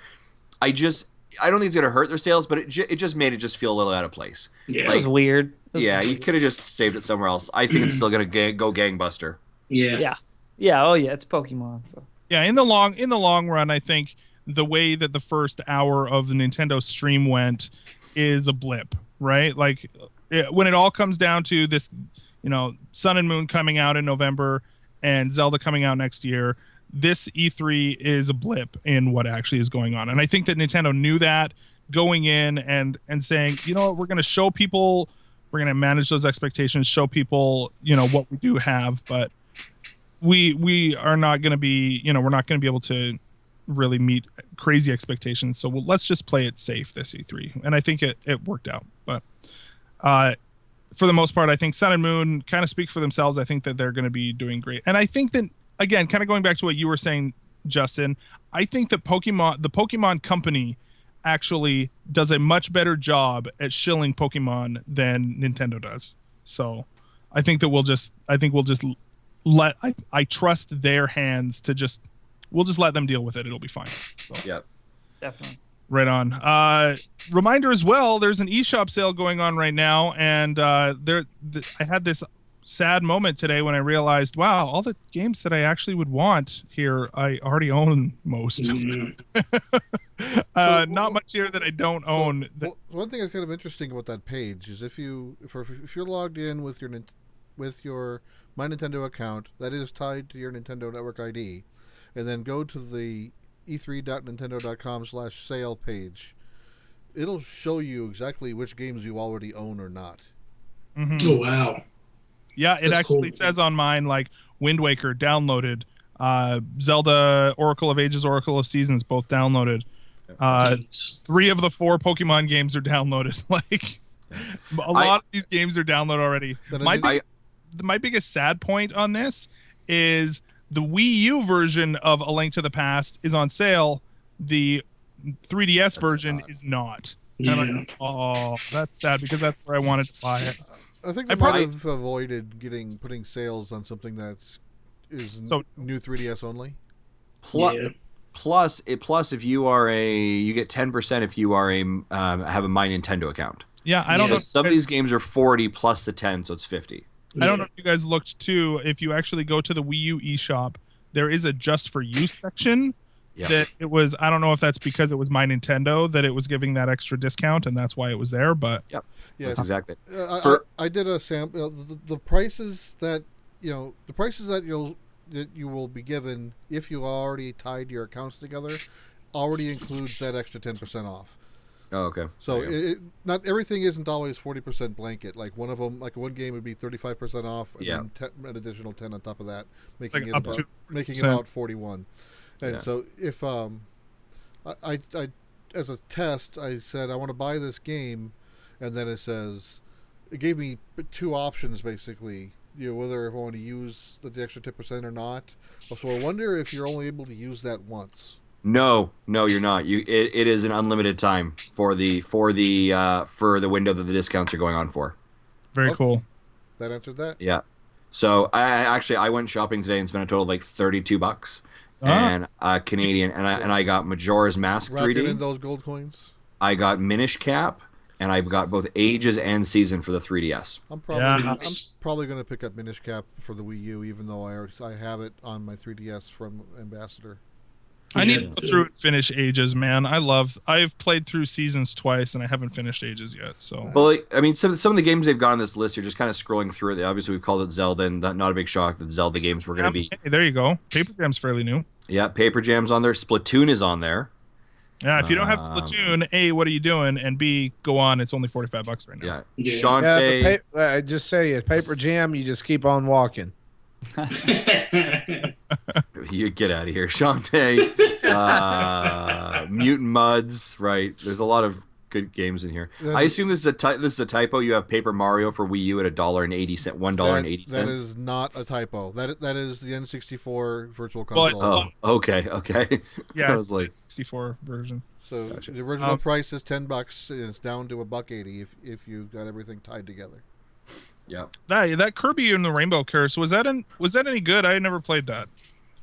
It was Play that? gorgeous looking game. The problem was you were forced to look down at the gamepad all the Oh, time. that's right. I forgot. Oh, yeah. It's what's funny is looking at this entire list of games. I'm like, well, I don't really need to buy anything, but I could go buy Link to the Past on 3DS for regular price. I'm still probably okay with doing that. So, With your 10% discount. well, no, I mean the 10% discount's only on the ones that are discounted, isn't it? No, 10% is stock. Are you sure? I'm pretty sure. 10% across the board? On the sale price of select titles. Are you sure? Yeah, it says right on the thing there. Okay. So it's So Bummer. Yeah, but so I mean, there's tons of games there. Go and check it out. It's there for the duration of E3 through till, well, I guess it's only until June 21st. So, until next Tuesday. There you go. So, go do it. Do it. Then of course do it. Finally, Miitomo. I was saying, I don't know if I said this in the pre-show. I've got the link tunic thing from the, so that's a thing. Rub it in, Zach. Done. That is quality podcasting at its best. Yeah. So I don't know. That's day one, guys. I mean, did we miss anything? Like, or is there anything? Let's kind of just go around the horn. Is there anything else that you guys want to talk about before we wrap it up here? There was a release date given for Paper Mario for the Wii U, Oh yeah, That's right. 7th. Like October 7th, and despite what the internet may rage against, I'm really excited for this game. Yeah, Me too. Yeah. It looks really like a unique take on the whole Paper Mario thing. Yeah, I'm a fan of for Paper me- Mario games, but I'm dubious on this one. But I'm still going to get it. But if Paper Mario has not fared too well for me with Sticker Star and Paper Jam. Yeah, So I I was need. fine with Paper Jam until they started throwing shiny sticker enemies at me. That's when I rage quit. I never. I took it in while I could still get about $20 out of it at GameStop. Mm-hmm. It did. There was nothing. There was nothing about it that really grabbed me. Even though the papercraft battles were pretty cool, but Yeah. there was really nothing about it that just made me say, "Oh man, I've got to keep playing this." Now, if this game ends up being more like Super Paper Mario for the Wii, then I'm all about it. Yeah, that was a good game. So this is what we're saying here for we can expect for tomorrow. Nintendo Treehouse begins at 10 a.m. Pacific time. Yeah, Pacific time. Starting with a special Pokemon Go developer Q&A. So take what you saw this morning for the Pokemon Q&A thing. That's what we're doing again for Pokemon Go tomorrow. So just brace yourselves now. It's probably going to be boring and suck. Just so you know. You think we'll get it? Hey, wait, hold on. I'm hearing good things about Pokemon Go. Yeah, okay. Yeah, go play Ingress and then tell me how you feel about Pokemon Go. Yeah, I'm hearing mixed things about Go. Yeah. I'm hearing it's not Pokemon, but it is collecting Pokemon and walking places and collecting Pokemon. You need to find new people to talk to. Have you played It's- Ingress before, Dave? Have you played Ingress? No. Go download Ingress and play it, and then tell me you're excited about Pokemon Go because it's the same. I If I did go read- download it and play it, he means go download it, play it, delete it 5 minutes later. I did read pretty much every Ingress point of interest will be a point of interest in Go. It'll be like a Pokemon gym, won't it? It's either a gym or a place you go just to get an item. Yeah, they remap. They reuse the data for Ingress is what they do. Good God. Other games that are going to be shown off tomorrow include Paper Mario Color Splash, Sweet. Yokai Watch 2, Bony Spirits, and Fleshy Souls. Yeah, Marty, that's just for you. Yeah, everybody. Okay, let's just talk about that seriously. Yeah, actually. Fleshy spirits and bony souls.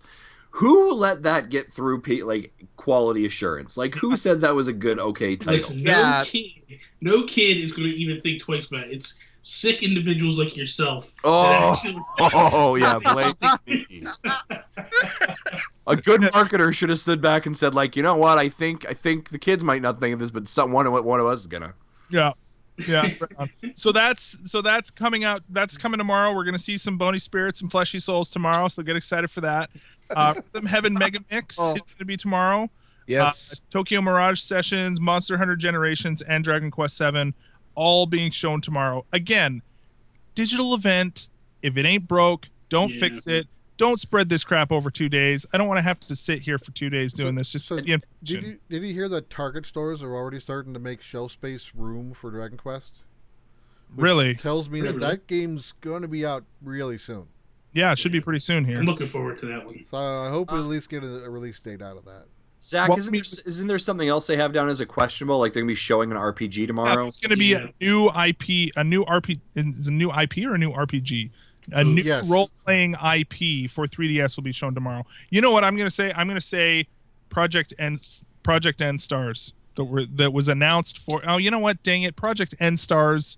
That's probably that stupid Mario game, Mario Star Party. Yeah, but that's not. Oh God, you're right, Zach. Oh, because I'm so sad now. there was supposed to be something in November, right? It was a November Yeah. release. That's what that is. It was Project N Stars. It's Mario Party Star crap. Yeah, but there's another RPG, right? Yeah, which is just something we don't know what it is yet. Could it be Mother 3?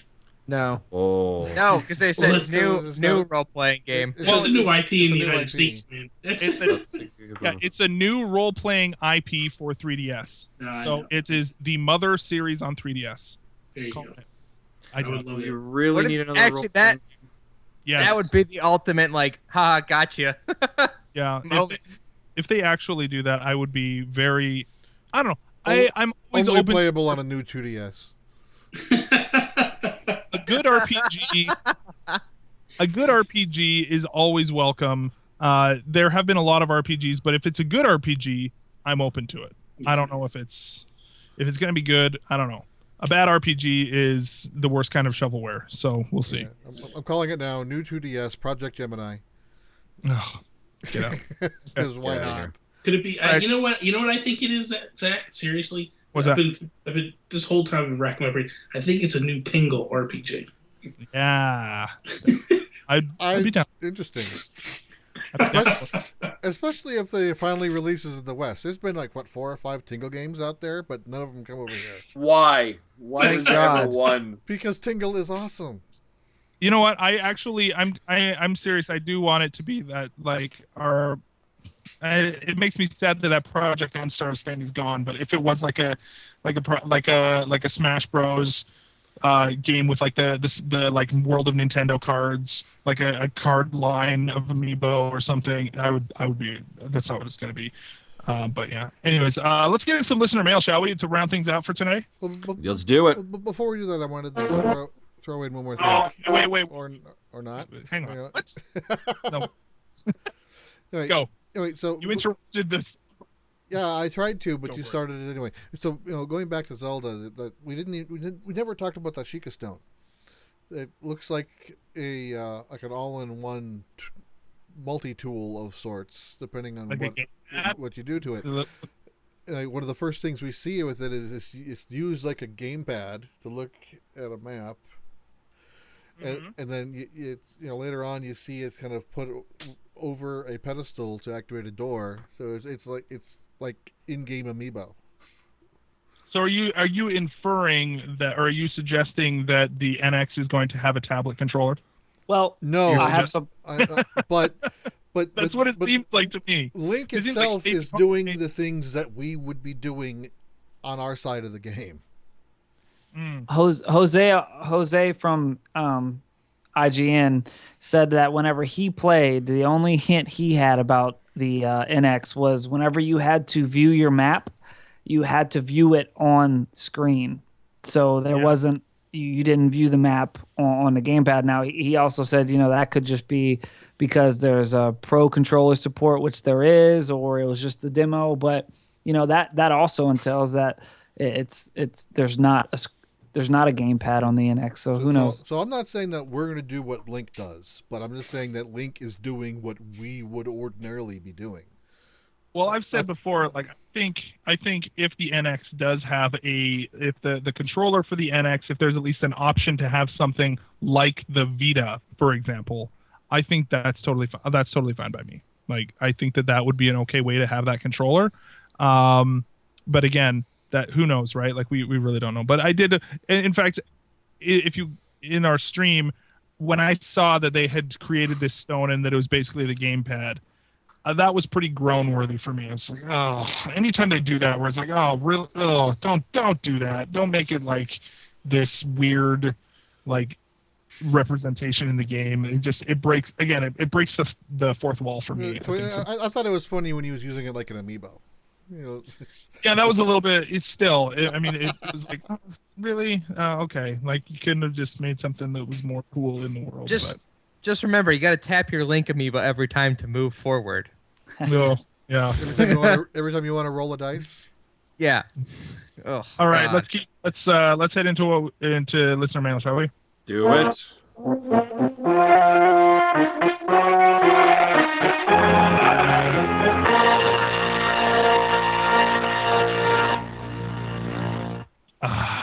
All right.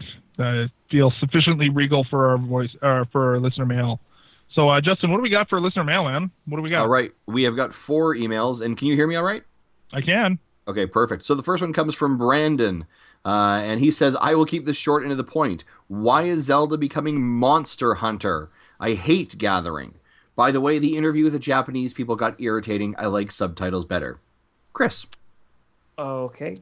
Yeah, I think, well, we had said in the stream, too, I think that that's another advantage of the digital event, is that you can have the Japanese without wasting the time of having the person. It's hard to do subtitles live. Yeah, you can just have the subtitles or the voiceover. Have you ever tried to watch a football game with closed captioning on? It's a disaster. Yeah, for sure. Yeah. As for the Gathering, welcome to the new generation. Yeah. Go back and play Ocarina of Time. Yeah, it's available. It's on Majora's Mask is on sale on 3DS. I'm sorry. Right. It's That's true okay. though.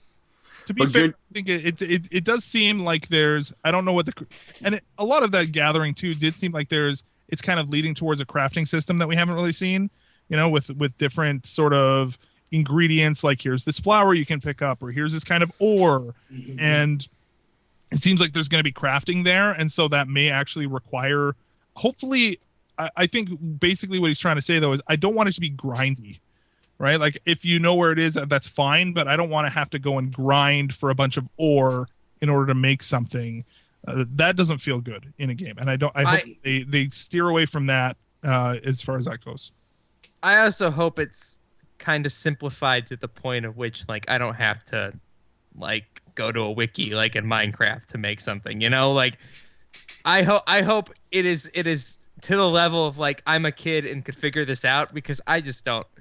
There's a point where, like, games like Fallout and stuff, where, like, that crafting system is awesome for those who enjoy it, but I don't want it to be overly complicated. Well, and I think that the Nintendo Polish is going to make that as approachable as possible. Yeah. So it's very clear. Yeah. This is how many ore you need to make this sword or this armor. Go out and maybe even a way of, like, you should already kind of know where that ore is going to be. Where you need to go, roughly where you would look for it. It would be as transparent and approachable as possible. So, nice. All right, good email from Chris. So thank you. We've actually got another email from a different Chris. So he starts off with, "Well, I'm upset that we didn't get a digital event, and honestly, Nintendo should go back to it. They were unprepared and awkward with huge pauses in between content. I'm all for these demos, but after a legitimate presentation. Otherwise, maybe they shouldn't bother coming to E3.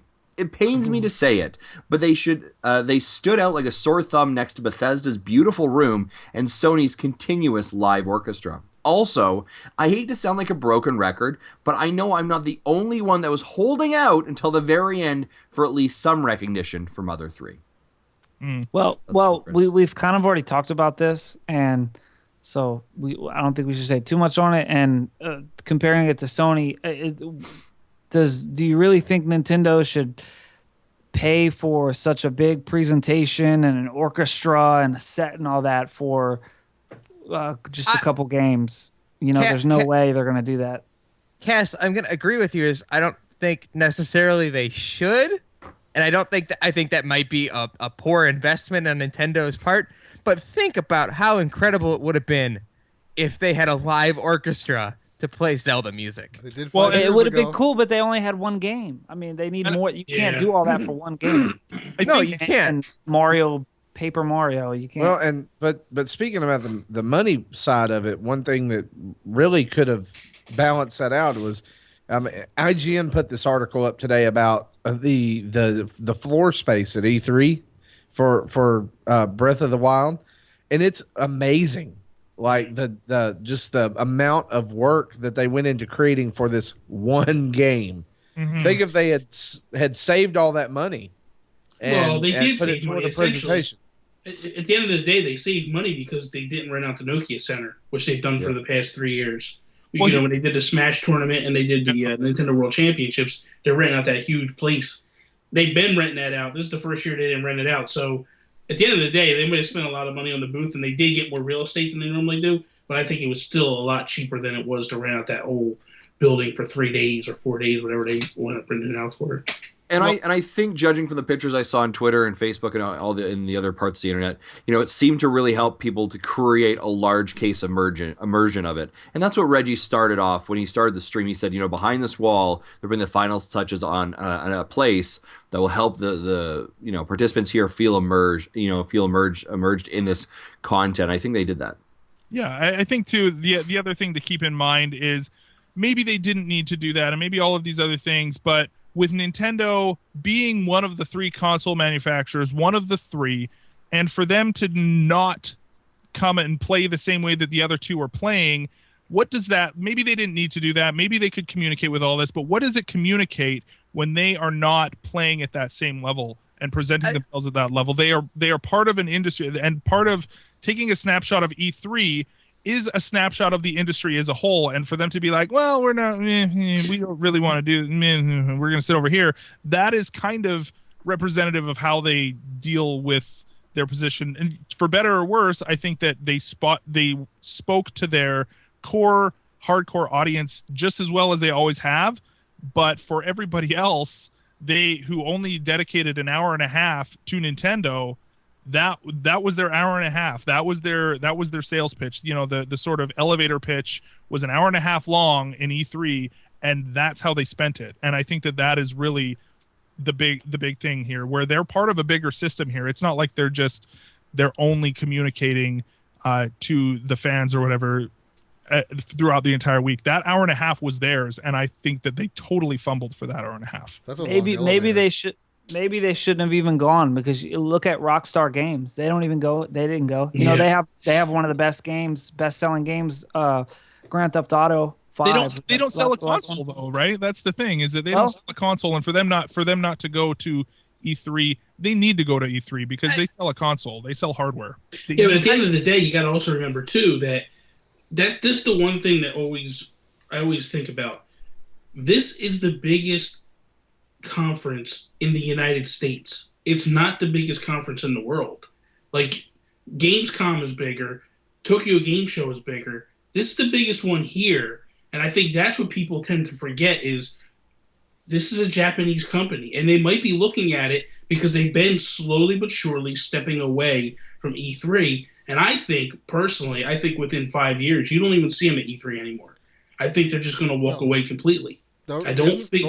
Isn't Nintendo normally not go to Tokyo Game Show either, but they normally have they put stuff on the outside. Yeah. They put stuff on the outside and they do announcements. But I think you're going to wind up seeing them step away. I don't know. It's a weird vibe that you get if you watch their progression over the past 5 years, that slowly but surely they've just been backing out of E3. Well, and the reason for that, Bobby, is because when they introduce the directs, they understand they have a better line of sight into their clients directly, and they don't the overhead is exponentially lower, right? You can do that, and you can control your messaging. Man, you are better off, right? And you can get away from all the other noise, because you guys, like, I can ask any of you, you can name 5 other games that were announced this 2 days, Yeah. or even other systems that were announced. Well, if we take the rest of the conversation away and I just focus on the Nintendo stuff, right? You control a message. That's why they're not. I mean, Yeah. even if they probably have the NX ready, they probably have the PowerPoint deck ready, they have all that stuff, but they're not going to do it because there's so much noise right now. Yeah.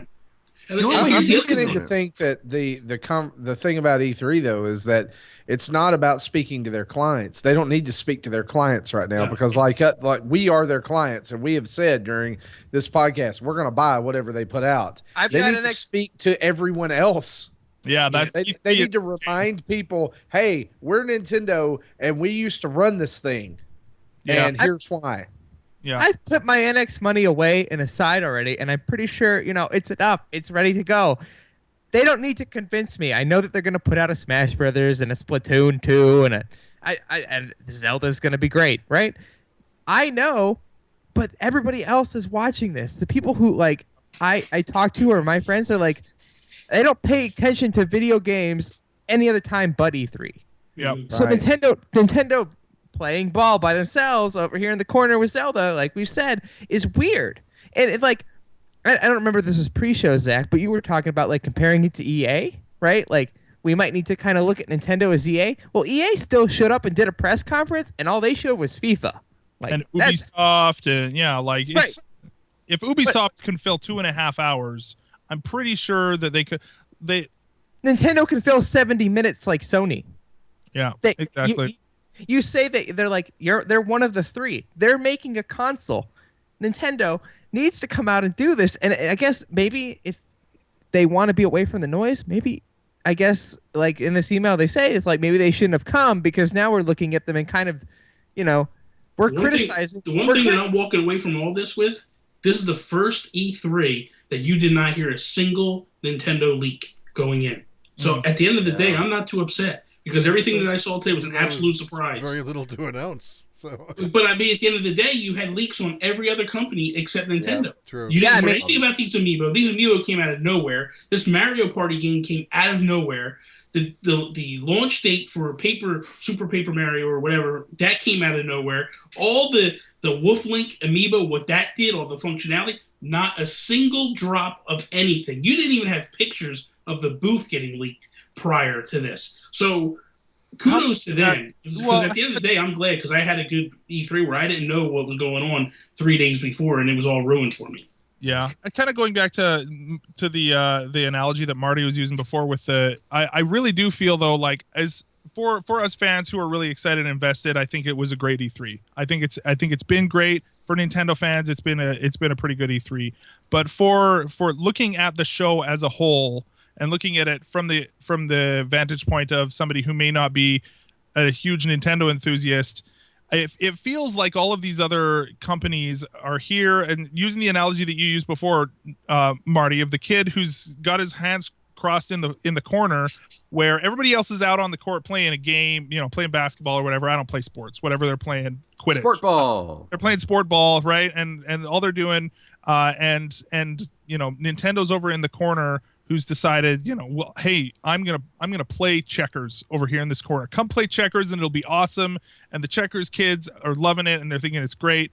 But there are so many more people over there who are playing, whatever they're doing. And it's Sports like, ball. come and play sports ball, man. Come play sports ball. I'm playing checkers, man. And whatever, that's cool. Play checkers. It's niche. That's great. But it's not sports ball. And I think that if everybody's like, man, but I really like Nintendo. I would sure love if Nintendo would just get over himself and come play sports ball with the rest of us. Then wouldn't that be awesome? He's such a fun guy. He's so cool if you just get to know him. But he's just over there playing his checkers and just refuses to play sports ball. Sports ball. Yeah, that is such an accurate representation. I love what you just said. He's such a cool guy if you get to know him. Yeah. Right. I feel like how many of us feel like we have to do that on a daily basis when we talk about Nintendo now? I tell That's the everyone. Wii U. That's the Wii U. Everybody I talk to, I tell them, I go, look, I have a PS4 and a Wii U. I love my Wii U 10 times more than I love my PS4. Mm-hmm. And I tell everyone every day that I'm just a really cool guy. You just got to get me. Do it. Do it Yeah. indeed. So All right, moving on to our next email. This one comes from Brian Welch, the man with the most powerful beard on the internet. He says the new Zelda game looks gorgeous. I'm seeing some online hate for how it looks.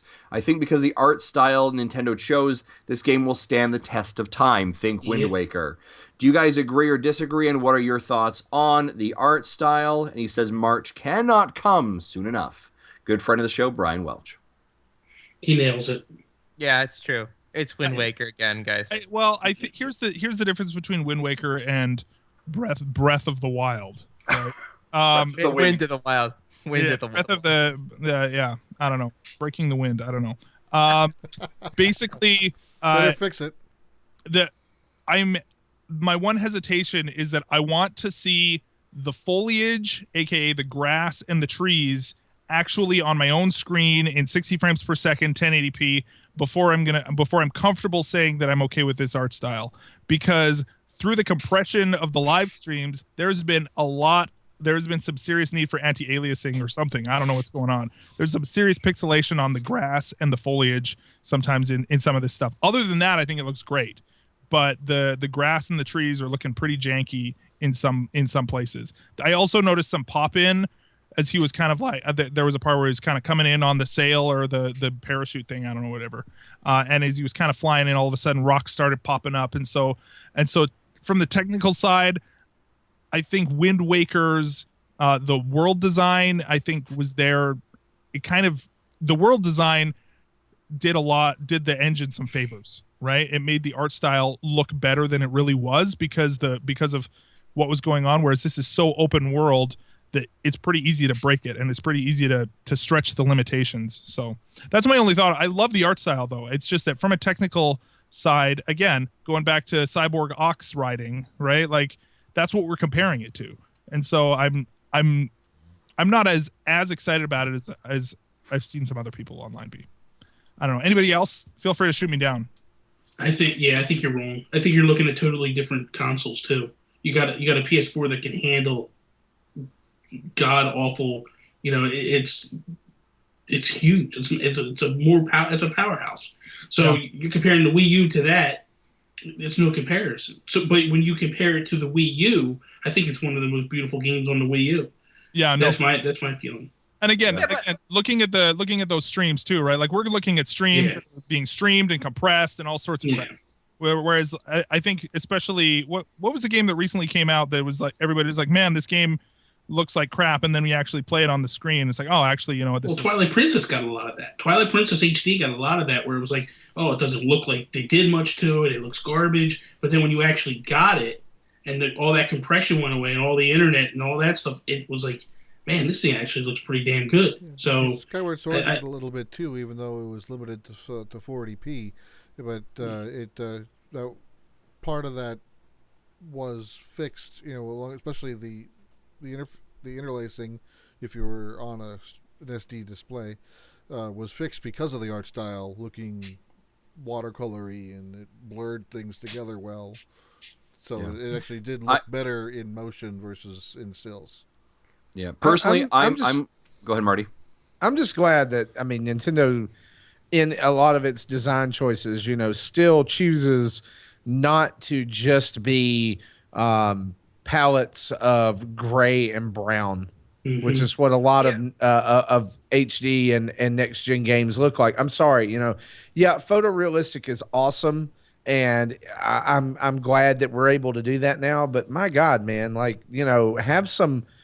put some colors in your games, other than brown and black and gray and white.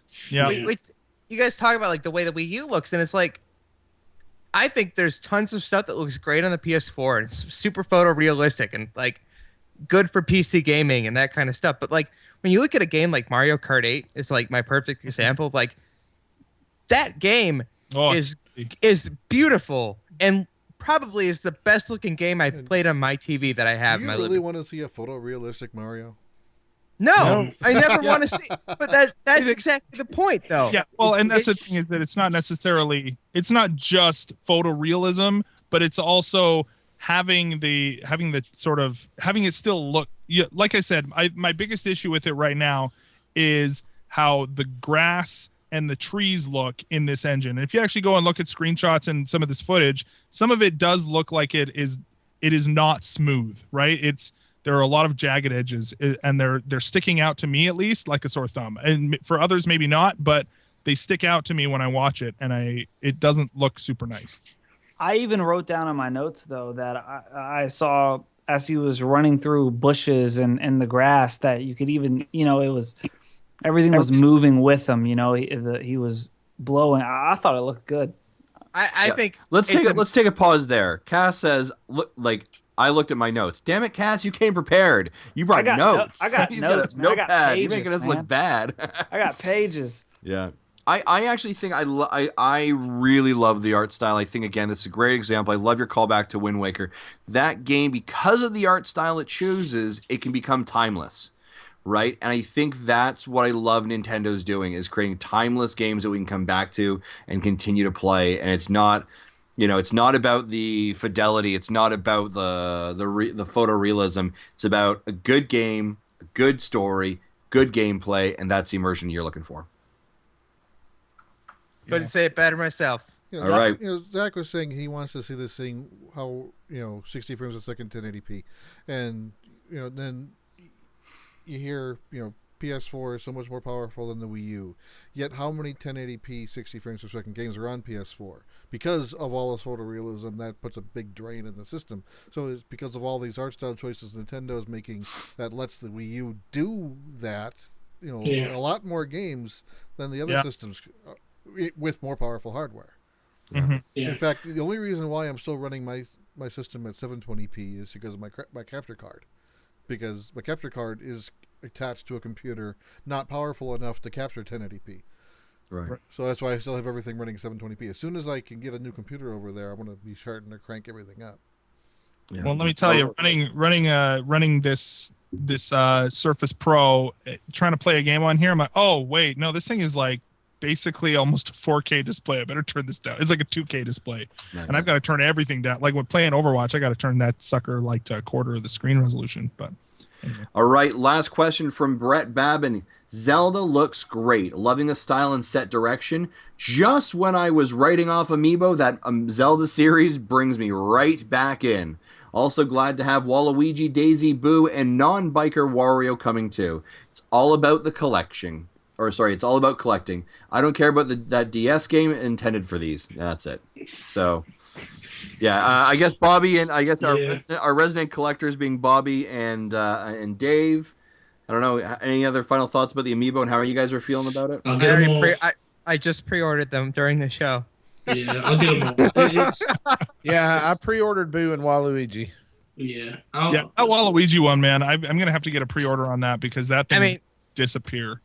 They do not come to November, right? Like, Yeah. November 4th. I got time. I got time to prepare for these. Yeah. They don't charge me till it ships. Yeah. Sorry. Every time I'm the same way. Every time I think like I'm done, it's fading. I get roped back in. I had no intentions on buying the Kirby ones, and I bought all of them. So I love the Kirby ones. Can I just say awesome. they're like my favorite ones now to just look at and like. Oh They're man. nice. They did a good job with them. They're getting better and better. I think that's what keeps drawing me back in. Because when you see them, it's just like when I saw these three today, I was like, no ifs, ands, or buts about it. These things are amazing. I'm getting them. Yeah. Only scary part is when they announced that they were prototypes. Then I thought, oh man, we could get. Yeah. See, that's the thing is that they look so good in these pictures, and I would remind you of the images that we saw of the first line of Smash Brothers Amiibo, and then what actually happened with the with how it looked at the end. With the P-stand or P-stand link. And even the printing, right? Like the face printing, the detail that was on a lot of those. Yeah, when you look at the newer stuff like Roy, I think Roy is fantastic. I think you can see they're doing much better with them. So and then, especially comparing to something like Marth, right, where it was just it was rough. Yeah, it was bad. Yeah, so I just looked at the Amazon page for Boo, and it's already the number one listing in the Wii U accessories category, the number one in the Wii accessories category, the number two in the video games accessories category, number one being an HDMI cable, and then in just all video games overall, number 5. nice. Wow. Yeah, that's a thing for sure. Right on. With Very number cool. Is one, that number one is being the collector's edition of The Last Guardian. Yep, Zach, that's all over mail. right on, man? Well, hey, I think that does it, doesn't it? Do we have Yeah, any? that wraps it up. Should we do one more round, just around the thing? Let's just get a reading from everybody, starting with Cass. Just overall impressions. In 140 characters or less. How you feeling about it?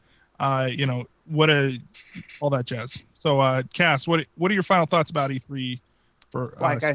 Like I said, I came away today excited. I'm a huge Zelda fan, so I can't wait for Zelda. There's not much more to say. I don't know how I'm gonna wait. The last time I felt like this was Mario Maker, where I was like, man, I'm not gonna be able to wait. So yeah, I just can't wait. And also, not to bring it down, let's nobody should forget about the Orlando thing. Nintendo talked about it. It's just it's a huge thing, and I don't want it to be forgotten like every other time this has happened here in America. So yeah, let's just always remember that. And video games help escape, so it's a good thing. This weekend, E3 is here to help us, and yeah, that's all I got. Right on. Well said. Absolutely. Right on.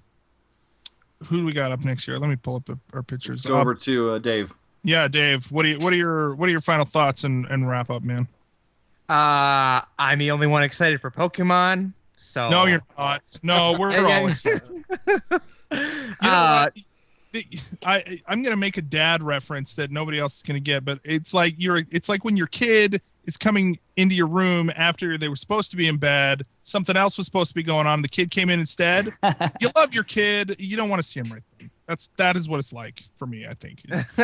Everybody still loves Pokemon. I think everybody's excited, but just right thing, wrong time. Just go back to bed for a couple minutes. Yeah. Yeah. Couple seconds. Who Is that knows? all it takes? These amiibo.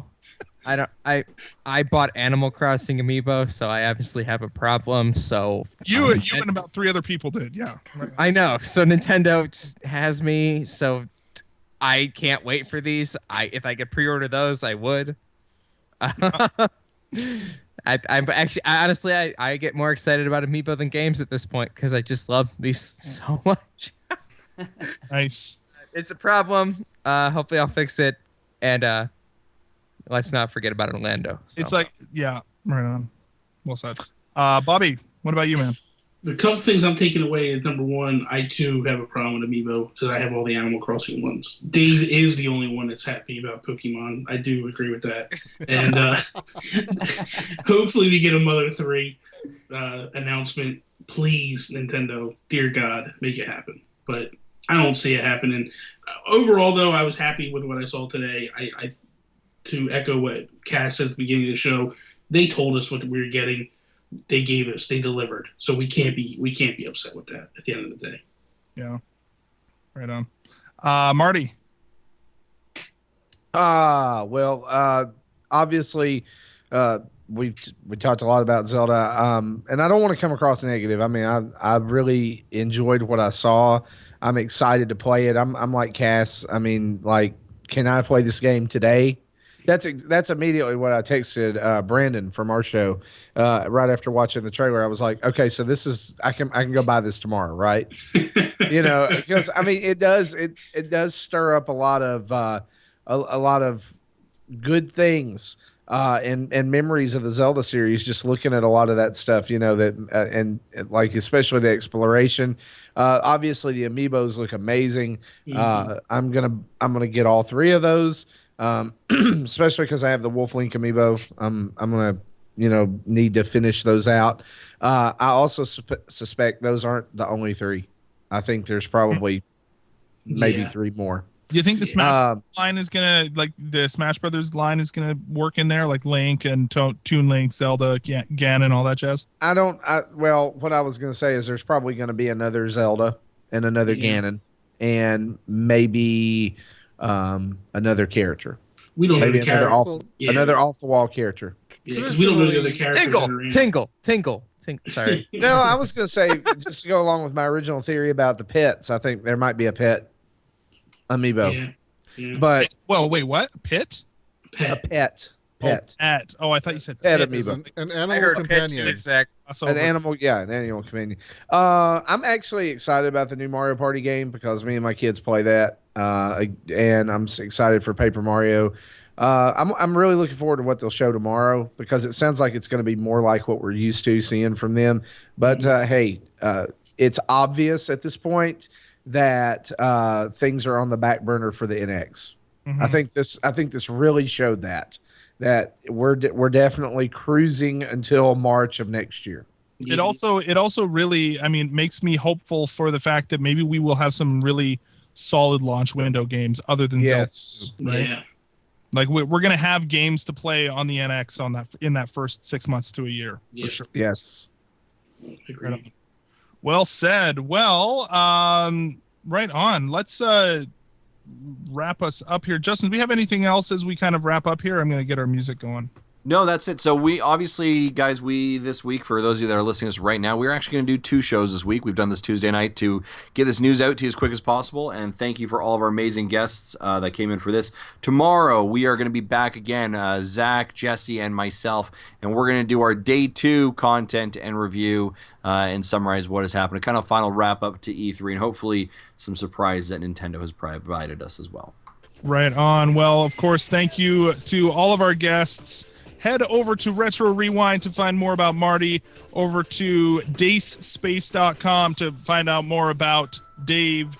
Head over to Nintendo Nuggets and Gaming Docs on YouTube to find out more about Cass. And, of course, Nintendo Guru or Geek Guru to find out more about Bobby. Did I leave anything out, gentlemen? Does that cover it? Does that work? Got it. That's All it, right. buddy. Good. Very cool. Of course, if you want to find out more about us, you can absolutely follow us on all of the social media. Do that on Twitter, Facebook, or Instagram at Nintendo Dads. Email us nintendodads@gmail.com. You can find us here every Wednesday night, usually at 9-ish Mountain Time. You just go over to youtube.com/c/Nintendo Dads/live to find the live stream. You can call in and leave us a voicemail, 929-25-NDADS. That's 929-256-3237. Big thanks to OC Remix for our music throughout the show, as well as to Carter Johnson for our amazing artwork. If you want to buy some sweet Nintendo Dads merchandise, go over to tiny.cc/Nintendo Dads store. And, of course, if you want to change the world, which I know you do, of course you do. What are you doing if you don't? Check yourself. Go over to iTunes. Leave us a 5-star review.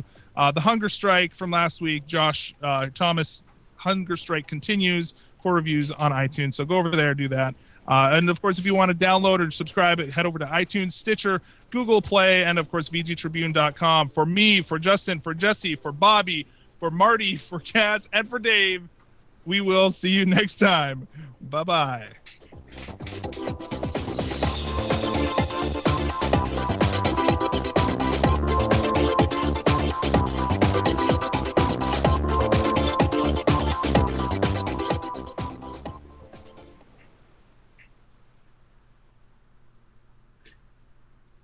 Oh.